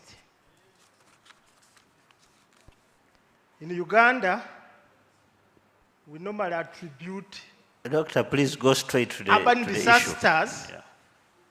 to encroachments in wetlands, and we neglect the core of these disasters. I wish to mention 2 issues which your law tends to ignore but are very pertinent. The first one is urban sanitation and hygiene, and the urban trade order or disorder, in this case, that is responsible for the chaos we see in sanitation in urban areas. In Uganda, you can do business anywhere, including the green belts you are proposing and the road infrastructures you have constructed. They have become business centers and not roads. And nothing is being done. So this highly contributes to the urban climate crisis more than even the encroachment into the wetlands that the policy seems to address as the core. I also want to talk about the governance issues. And because I am an academic, I can talk with some freedom. There are some investors in this country whose businesses can only thrive in wetlands. People of Mbale, people of Mukono, People of Busoga, you will tell me there are some businesses which can only thrive when they are constructed in wetlands. Ministry of Lands, Ministry of Water, can't we help these investors acquire land which does not interfere with our environment at the same time cause development to this country? Sir, can we get the second one? Oh. I am saying as the investors come and bring a lot of good things, their conceptualization is that profits can only come from wetlands, from factories built in wetlands. Doctor, that is noted. We have noted it. And there is the challenge of the Kavera. The Kavera politicking. The law was passed. When we look in urban sanitation, 90% of the garbage is Kavera. And some of the reasons why our sewer systems, the roads, the drainages cannot carry the water as they were planned is because they are crowded with Kavera. And we have a law which we have refused to implement. So I recommend that Ministry of Water and Environment should work in the whole of government approach with Ministry of Works and Ministry of Local Government and Ministry of Lands. So as they are building urban infrastructures, they restitute some square kilometers of land devoted to the infrastructure to go back to green belts. If the roads, for example, have taken 10 square kilometers, the policy should address and say, let's say 10% of that should be restituted to green belts. Thank you, funds Doctor. should be secured to buy land in the urban areas. Thank you very much. Lastly, I'm a member of the urban forums, and I think municipal and state development forums can play a role in urban environment and sanitation if they are really put into the structures. Thank you very much. Thank you very much. I think we are not going to allow any other contribution. Let's go into the next session. So those with issues can raise them after the next presentations. I rule. Thank you very much.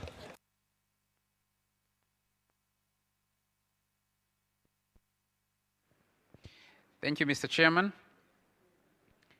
for chairing that session. Ladies and gentlemen, we beg your indulgence. We will have a long plenary session tomorrow. That's what we planned earlier. That's what we communicated. We have the last session, which will be very, very brief, because we have only 2 people coming up to present. So allow me invite to the platform here, Mr. Joel Mundua from the United Nations Capital Development Fund, and he'll be talking about financing the future of cities. The next session is sustainable financing. Do we have somebody from Local Government Finance Commission? Do we have anybody? Local Government Finance Commission? Do we have somebody here? No worries if we don't. Can I re-invite to come back and take a seat here?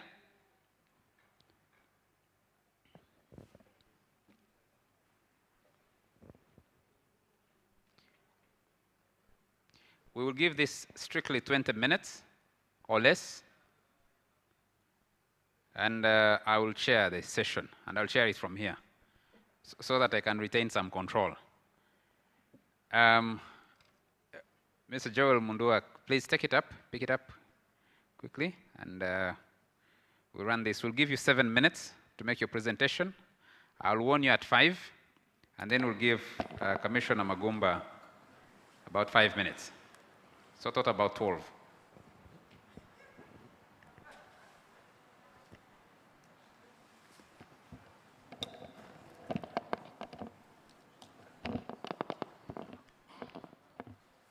Allow me observe the protocol that was announced here. And I don't know if the media group there can project the presentation.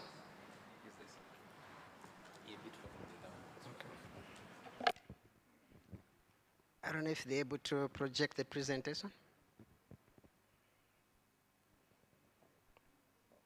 If symptoms are persisting, we shall talk. Can we do that quickly? Can we have the presentation projected quickly? You can proceed as they find it. So my name is Joel Mundua. I'm a program manager at UN Capital Development Fund. I coordinate programs in Uganda, in Somalia as well. I want to thank the Ministry of Lands, Housing and Urban Development for inviting us to make a contribution in this very important conference, and more especially on the topic sustainable financing. We're glad to be associated with this because, as you know, our mandate as the UN Capital Development Fund, that was General Assembly, is finance, with the investment and finance people. And we've talked the whole day. I think the big question, and the Honorable Namayanja asked it here, where is the money? And where is the money? And for us to get all these implemented, we need the resources. Could the presentation be coming?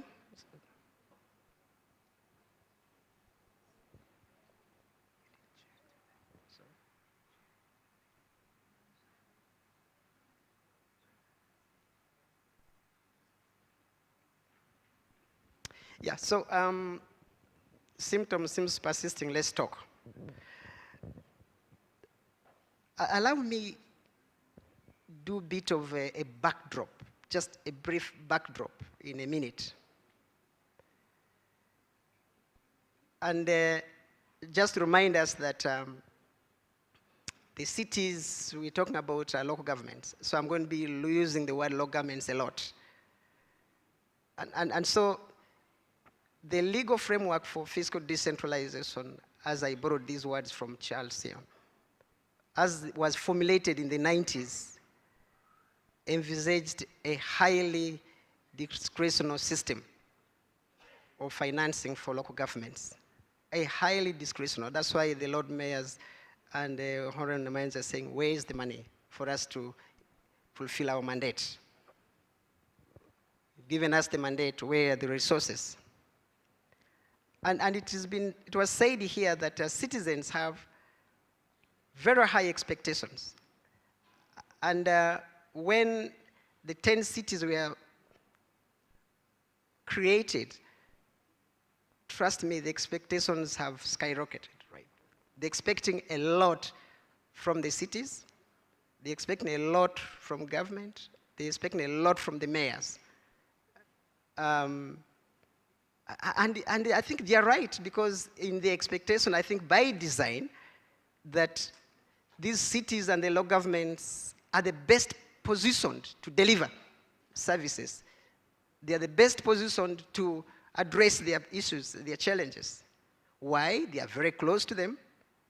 They know the real points of pain, and so they can effectively react.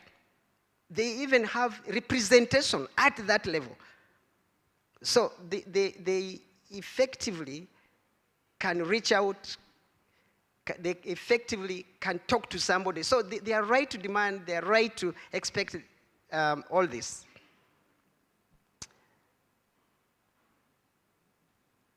However, as Honorable Namayanja said here, that without resources, without adequate funding, I think we're not able to get these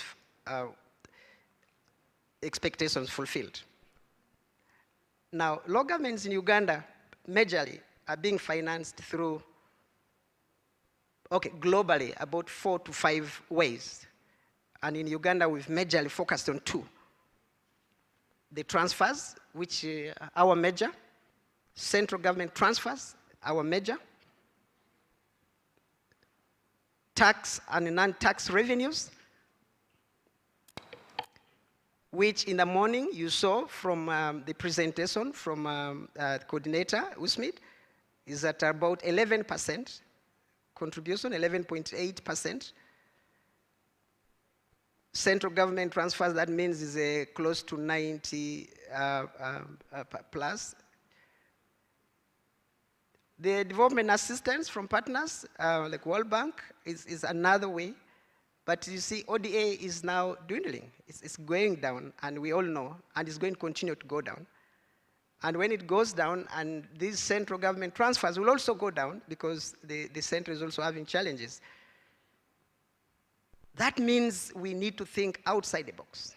We need to think outside the box. We need to look at alternatives. What are the alternatives? You remember the decentralization that we are chairing, the decentralization that we are presiding over, the councils that we are presiding over, were designed expecting a discretional. They expected us to deliver these services. So,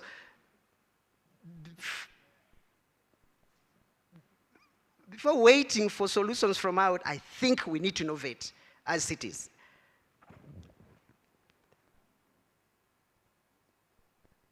If we are to have sustainable financing for cities, we need to desist from the dependence on the two. Actually, the dependence is a lot on one, the transfers from the center. We need to expand and have a blend of the four options, fourth being other market-based options. Can we attempt other market-based options? So, making the case, and just to show you and draw your own graph on this. So when decentralization law was actually in the 1990s, maybe 95, the transfers were at 35% in nominal terms. So about 35%. And it kept going down. I think now we're at 9%, right? In nominal terms, about 9%. So this is already a wake-up call that we have to think outside the box and try other alternatives. And why? More so, the emerging trends. The youth unemployment, I call it a time bomb. We're producing graduates every year. What he's given me 3 more minutes, that's too much. Youth unemployment, these new cities, is a blessing, but if we don't use it well, it can be a curse. The climate change we've discussed here, all the solutions require money. For cities neighboring the other countries, there's urban displacement. The UBOS statistics showed a lot of refugees and displaced persons in cities. All these are challenges that cities need to amount staff. We have these conversations in the corridors of Ministry of Finance. I'm saddened that they are not in the panel. Can we try the blended financing options? That means the little ODA you've received, the little development assistance you received, can you blend it with the market-based financing options and you do much more? This means, can we begin engaging with Uganda Development Bank for dedicated facilities that address our city investment needs? This means us going beyond. When somebody gives you $1, the question for you is, as a city manager, as a town clerk, how can I turn this dollar into $20? So that, how do we blend the little resources? What are the opportunities? Yes, we can do it. There's Uganda Development Bank. It is there. It is our bank. We can work with Uganda Development Bank. We can design city-friendly investment facilities. And for your information, actually, we are having that conversation already.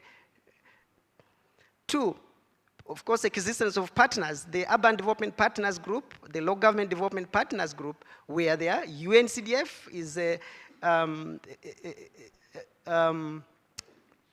intergovernmental organization. It is, you remember, we are designed to help you design these facilities. So feel free to knock our doors anytime, and we design these facilities together. And with the Ministry of Local Government, with the Ministry of Lands, we are thinking through some of these. So you have those opportunities.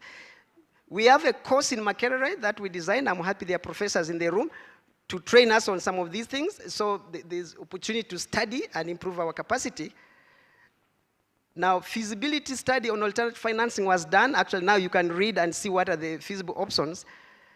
Now, what else do we need to do differently? The Local Government Act has some provisions for how much local governments can indulge. I think there's need for some amendments and some, if we are to take advantage of this opportunity that avails itself for us. Cities need to look outside the box, and one of the options is blended finance. 2, municipal bonds. I'm not going to waste a lot of time on this. Issuing bonds can help diversify. UNCDF worked with the Tanga City in Tanzania. We just issued a $25 million water bond. Very successful, fully subscribed. They have water in place already, and they just issued a bond. I recall the Ministry of Local Government developed some guidelines. So, can we begin thinking outside the box and look at the bonds? Can municipal bonds be an option? Capital Market Authority, Uganda Securities Exchange has courses, has programs, and we've engaged before when attempting to issue one for KCCA. So, can we try to make this as one of the options? Yes, we are available at UNCDF, at World Bank, and actually the issuance, the first issuance for KCCA, we are attempting from the World Bank. So the partners are available, they're interested to work with you if you chose this as one of the options. What opportunities are there? I'm afraid I'm going to cut you short, Mr. Mundua. We have a shorter time, so if you could summarize. Okay. 1 minute now. Yes, please. Okay, 1 minute. So what opportunities are there for the bonds? ULGA and UAAU are doing something, so follow up with them and get to know what they're doing to make sure you're ready for this. I couldn't stop without talking about the third one. Very important, the public-private partnerships. And that's the low-hanging fruit. That's the easiest way. Now, Arua City here, Gulu City, last week we were at the PPP board. Mukono district got a mini-grid, public-private partnership project in the islands. No power, they are going to see power out of $500,000 investment from Mukono district. They have attracted a private sector who is going to invest $2.8 million in Kome. Thank you. In Kome, just through PPP. Arua City is going to have one of its biggest revenue sources from one PPP investment, which is now at advanced procurement stage. So public-private partnerships is another very ripe option, low-hanging fruit. What are the opportunities? The PPP at Ministry of Finance, the lead unit at Ministry of Local Governments have now improved their act. They are ready to support. And yes, as the partners, we are there to work with you. We are there ready to support you. And finally, I promise I'll not add another one, sir. Finally, philanthropy, they call it that one. Now, we a lot think the Bill and Melinda Gates, the Rockefeller Foundation are the only ones. No, they are here in the room. The MDA are already. You remember during COVID, Ugandans came out to donate, isn't it? You go to your communities. I was speaking to Munyoyo. They walked around and bought a bus, right? Ugandans love, they are donating land, right? Can we build on that? We are generally so-so. We love our villages, we love our communities, we love where we come from. Can we take advantage of that and tap into that untapped capital? There are so many ways we can really get our financing of cities very sustainable and very easy if we work together. You'll allow me to stop there. I hope in the future we'll get more opportunities to deep dive into some of these things. Thank you so much. Thank you very much, Mr. Mundua. These presentations will be shared. For those of you who shared your email addresses, you can queue over them during the night, and then we can have a longer plenary in the morning to conclude. You remember that we picked a session that was supposed to be tomorrow, and we brought it forward. So we'll have more time tomorrow. Can I invite Mr. Magumba to respond to that presentation? I'll give you 5 minutes, sir. Thank you very much, Chair, and thank you very much, Joel, for your presentation. I take note of what Joel has presented, and I will summarize it as follows. One, when we were creating these cities, we were very careful. These cities were created on the basis of their coexistence. And when you move around them, they have names. We have the tourism city, we have the oil city, I see the mayor here. I think what is not coming out is to help these cities profile themselves as destinations of investment. They need to come out and show their uniqueness, come out and show your potential, so that when somebody wants to come and assist you, he knows where he's going. Joel has been talking of PPPs, talking of municipal bonds. These ones cannot come out of the blue unless somebody has prepared himself. Engineer Mtenyo here in the morning was talking of automation of revenue. Now, automation of revenue is not only about the income you are getting. We need to take interest in understanding the registers, our revenue register. Does it talk to the revenue you are getting? And if there is increment in any revenue, what do we do as a city? We give back to the community, because this is the same community you're asking to pay. I have been following most of these cities, Honorable Minister, you will agree with me. The last 1 year, all these cities, the latest is Lira. They've just bought a new grader. For you may look at this as something small, but for the city to buy a grader, their own source revenue, and put it on the road and open the roads, the city dwellers are encouraged to pay their money. So when you correlate what I've said, the profile of the city, you show your potential, your uniqueness, you have your revenue clearly showing your incomes and how you are spending, then you are creating what Joel has just left out, credit worthiness. If you are credit worthy, somebody will come into a PPP with you because they will know that this person is worth dealing with and is able to expend the money on worthwhile projects. Lastly, and which we have put emphasis as a Minister of Local Government, we have a moratorium on disposal of public land. We have stopped cities and municipalities and districts from disposing of land. You always hear district land boards offering miles and miles to people. Why don't you own this land as a district? So that when you have somebody coming in as a partner, you have equity. When you want to develop a market, you want to develop a tax park, you want to develop an abattoir, you have your equity, you have the land available for you for your disposal as a project. But the moment you dispose of all this land, moreover cheaply to the people, and now this one comes in governance issues. When the government changes in the districts and cities, there are those who come to sell. Then there are those who want to sell because they are leaving. These are governance issues, but we would really advise, keep your land as equity, so that at that time when you are credit worthy and you are looking for a partner to develop a solar mini grid, you have where to install it. I thank you. Can we give a bigger round of applause to Commissioner Magumba and Mr. Mundua? Thank you very much. I was waiting, Commissioner, for you to say you can actually make money and buy land. Governments in other places actually do buy land. They don't just dispose what they found. They have enough land. Thank you very much. Ladies and gentlemen, the tradition has been that we allow a comment or two, and then we take a break.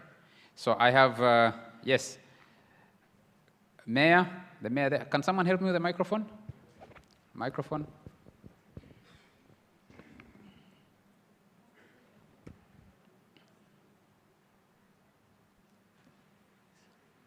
Yes, a microphone to the Mayor. Extreme end. Do I have a second hand? Let me see where it is. One other hand. Thank you. If you develop it as an afterthought, I will censure it. Thank you.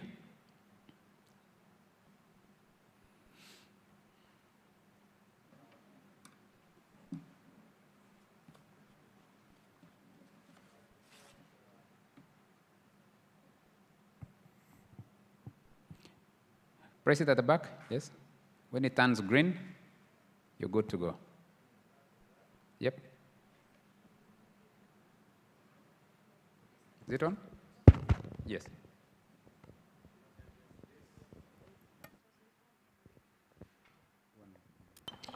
Use this more.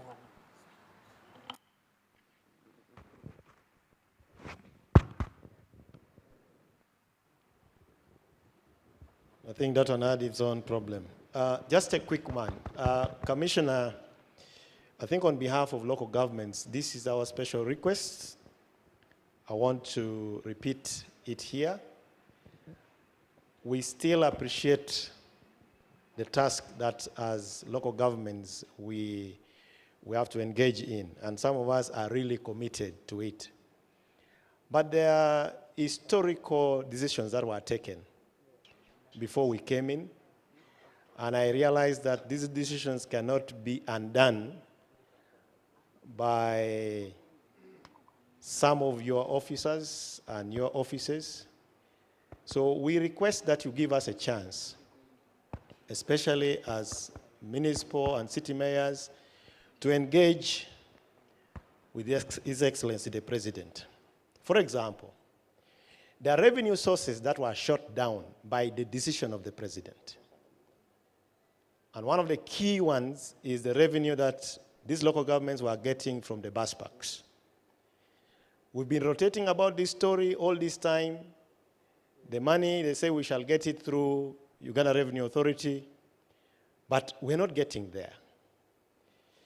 By now, the projection for Lira City, Lira Municipal Council then, by now, if it was still moving in that direction, only from the bus park, the city by now would be collecting close to 800 to 900 million per year. But this was shot by just a discussion over who collects the revenue. So this needs us to engage directly. And we've asked, I hope that Commissioner and then Madam Minister of State, you'll request us, you'll request on our behalf to meet the President. And for us, I can assure you, I'm not going to meet the President to ask for a vehicle or salary increment, no. We want to address issues of on-source revenue financing, which we see our potential. Two, when we were buying the grader recently, I realized that in even procuring this grader, we are paying VAT of 18%.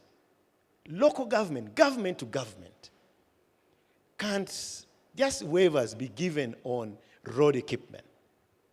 You can charge us for taxes on a mayor's car, whatever, but when it comes to equipment that we are going to use for building the roads, we are partners in this.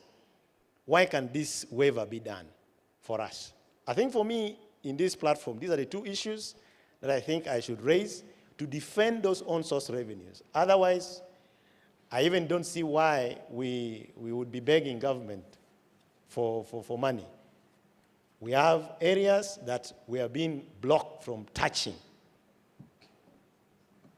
You have institutions like commercial banks who say they don't pay money in local, with the local government.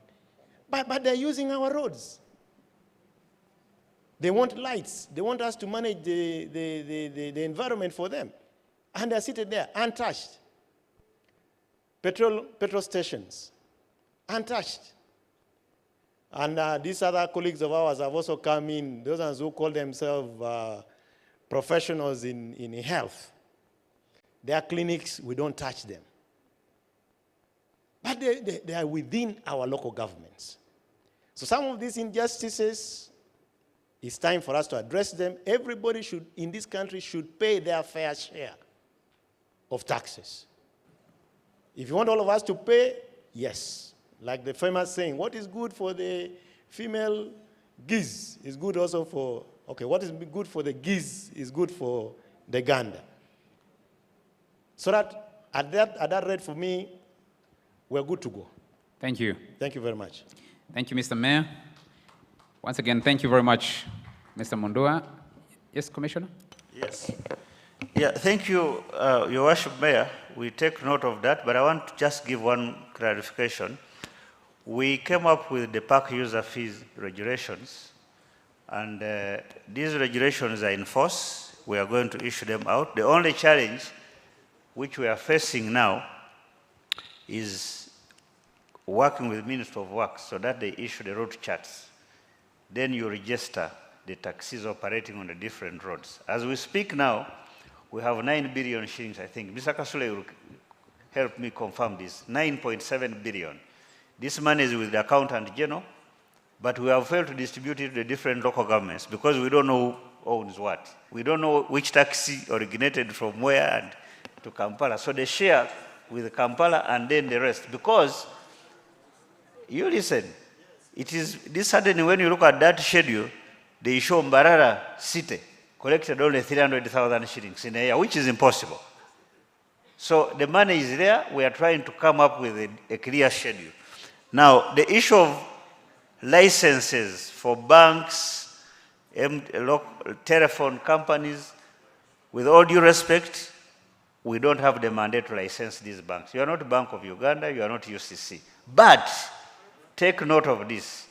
You know, we've been in court with these fellas for almost 5 years, and we have come up with a solution, which we didn't want to put in writing, but using this forum, we can tell you. If you go and read Schedule 5 of the Local Government Act, it gives you the mandate to levy taxes, and the taxes are clearly shown there. There is what we call operational fees. These guys are operating in your towns.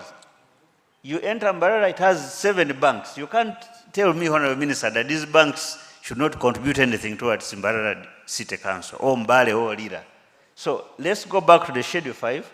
We get those operational fees, take them to your councils, approve the schedules, take to council. If it requires us to do a bylaw ordinance, we do it. Nobody will challenge you. Thank you. Thank you very much, Mr. Commissioner. Can we give a round of applause to the gentleman? Thank you all participants, and especially our 2 ministers who are still here with us, our host minister, the Honorable Obiga Kania, and our Minister for Local Governments. We have had the presence since morning of the mayors, these mayors of cities, the mayor of Lira City, the Honorable Sam Atul, is the one who just spoke. We had the mayor for Hoima City, Brian Kaboyo. We had the mayor of Masaka City, Florence Namayanja, the mayor of Gulu, Alfred Okwonga, the mayor of Umbale, Kasim Namugali, the mayor of Soroti, Joshua Edogu.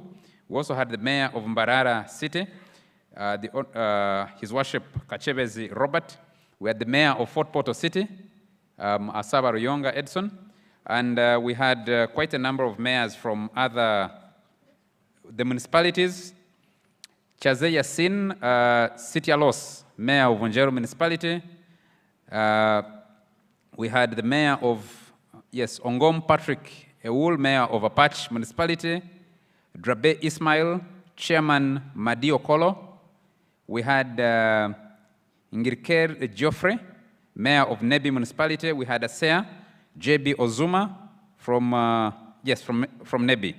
We had Kagabo Dennis from Lugazi. We had chairman of Kamwenge, Rukunjiri, and so many other people who were present with us this evening, throughout the day. Thank you very much for being here. And I think we've come to the end. I'm going to invite Minister Obiga Kania to come and say a word. And Honorable Minister, after you have spoken, we'll have a few administrative announcements to take us into tomorrow, which will be the final day. Thank you.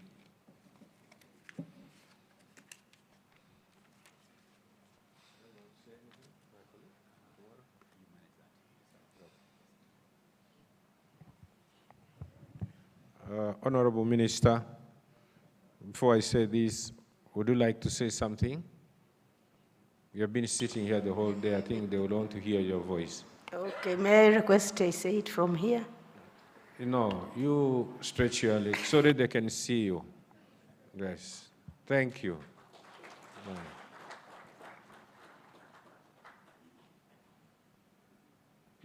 She is called the Honorable Victoria Rosoke, The Minister of State for Local Government, you may want to repeat your introduction.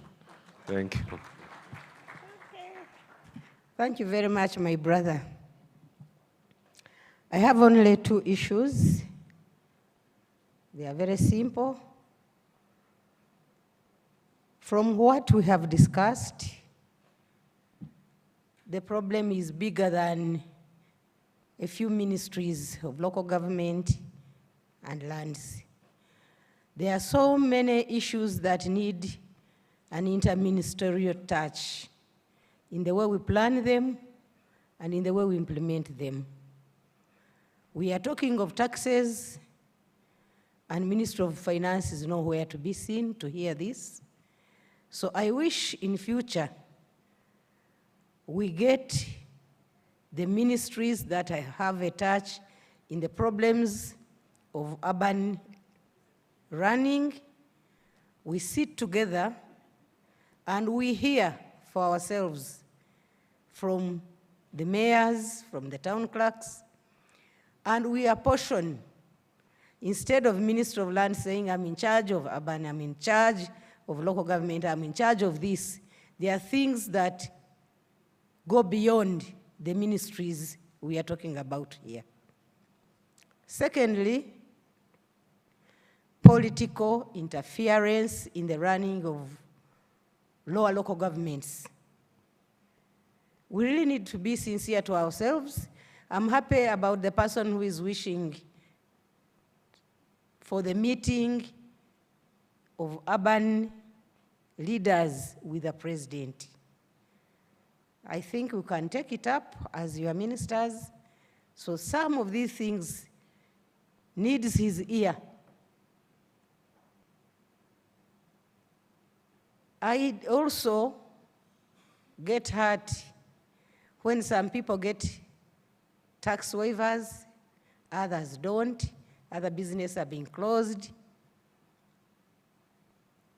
To be on the same footing, we need combined effort from above to us, the ministers, and then back to you. I wish to thank you for today and assure you that tomorrow I'm coming still to represent my minister who has a responsibility on your last item. He's in Nairobi in the East African Local Governments Forum up to Saturday. So I'm here trying to fit into his shoes, and I thank you. But some of you really need to pull up your socks. I don't need to spill everything here, but some of us are making self-inflicted wounds in your management at source. So we need to revisit our mandates and responsibilities and not mix politics with our roles and responsibilities. I thank you and wish you journey mercies till tomorrow.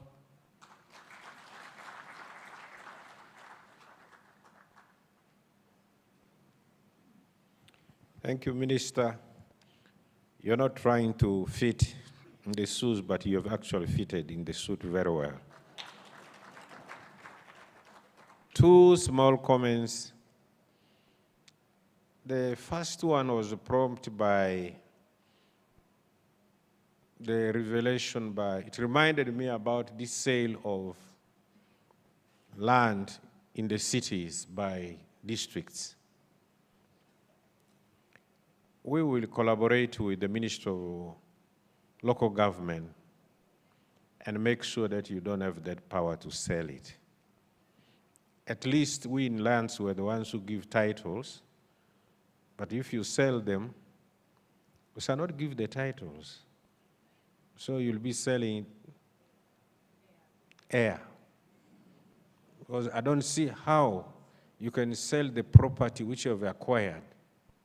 You want to keep selling, and yet other people are accumulating property in order to be rich. That's a small matter with the Ministry of Local Government who shall handle it. And I can assure you to handle. And for now, I think the person in charge of... Just a minute, they are already aware. We even gave them a circular. Very good. They are aware whoever does it at his own risk. Excellent.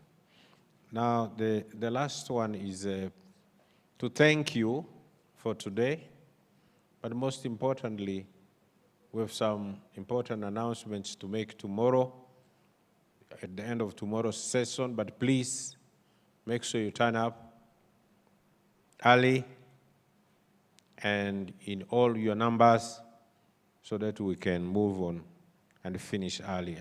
From the program I've seen, that we shall not take too long. Otherwise, I want to thank you for enduring and for being very good attendants. Thank you very much. MC.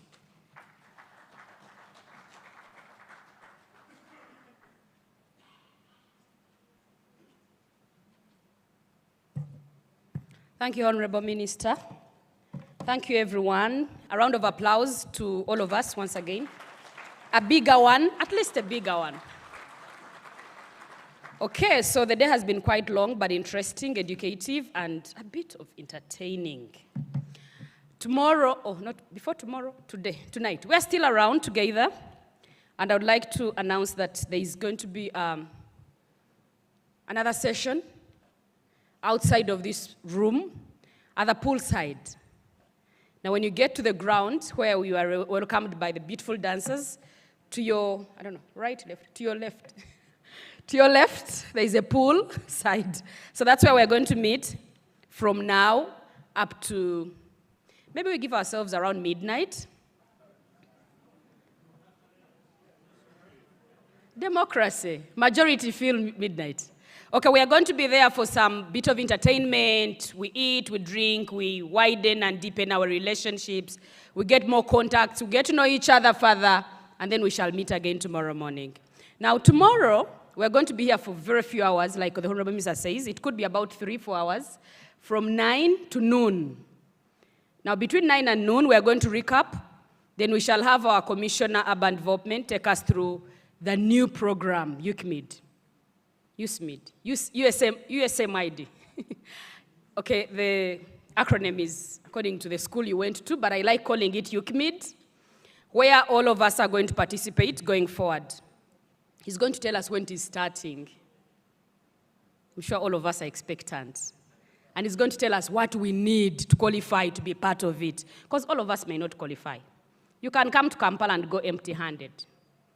But I'm not here to be a prophet of doom. I want to give you hope that eventually we shall all be in the program. We have already done the manual, the launch of the manual, so we won't do that. Then we shall have awards and recognitions. Who doesn't love a good story? So start praying that you're part of the people to be awarded. Some things can change tonight, and the results are in your favor. And you wake up when you're a winner, even though you weren't today. Yeah, we are still counting the votes and all that. So thank you so much. Thank you for being a good audience. Thank you for being good attendees. Please tell those who missed that they shouldn't miss next year. And I would like to inform you also, finally, that there is a facilitation that was written about in your letters. It's going to be paid to each one of us.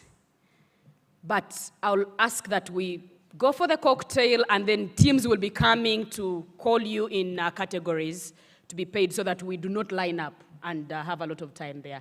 Thank you so much. You're welcome for the cocktail. Thank you, Honorable Minister, for giving us the opportunity, for giving me the chance to be here and invite us for the cocktail. You're welcome to the cocktail, ladies and gentlemen. Kindly take all your belongings. Those whose bags were stolen, like my very good friend Paul Omoko, we are still looking for the bag. Oh, the notebook. We're looking for the notebook. Please take everything that belongs to you and see you tomorrow.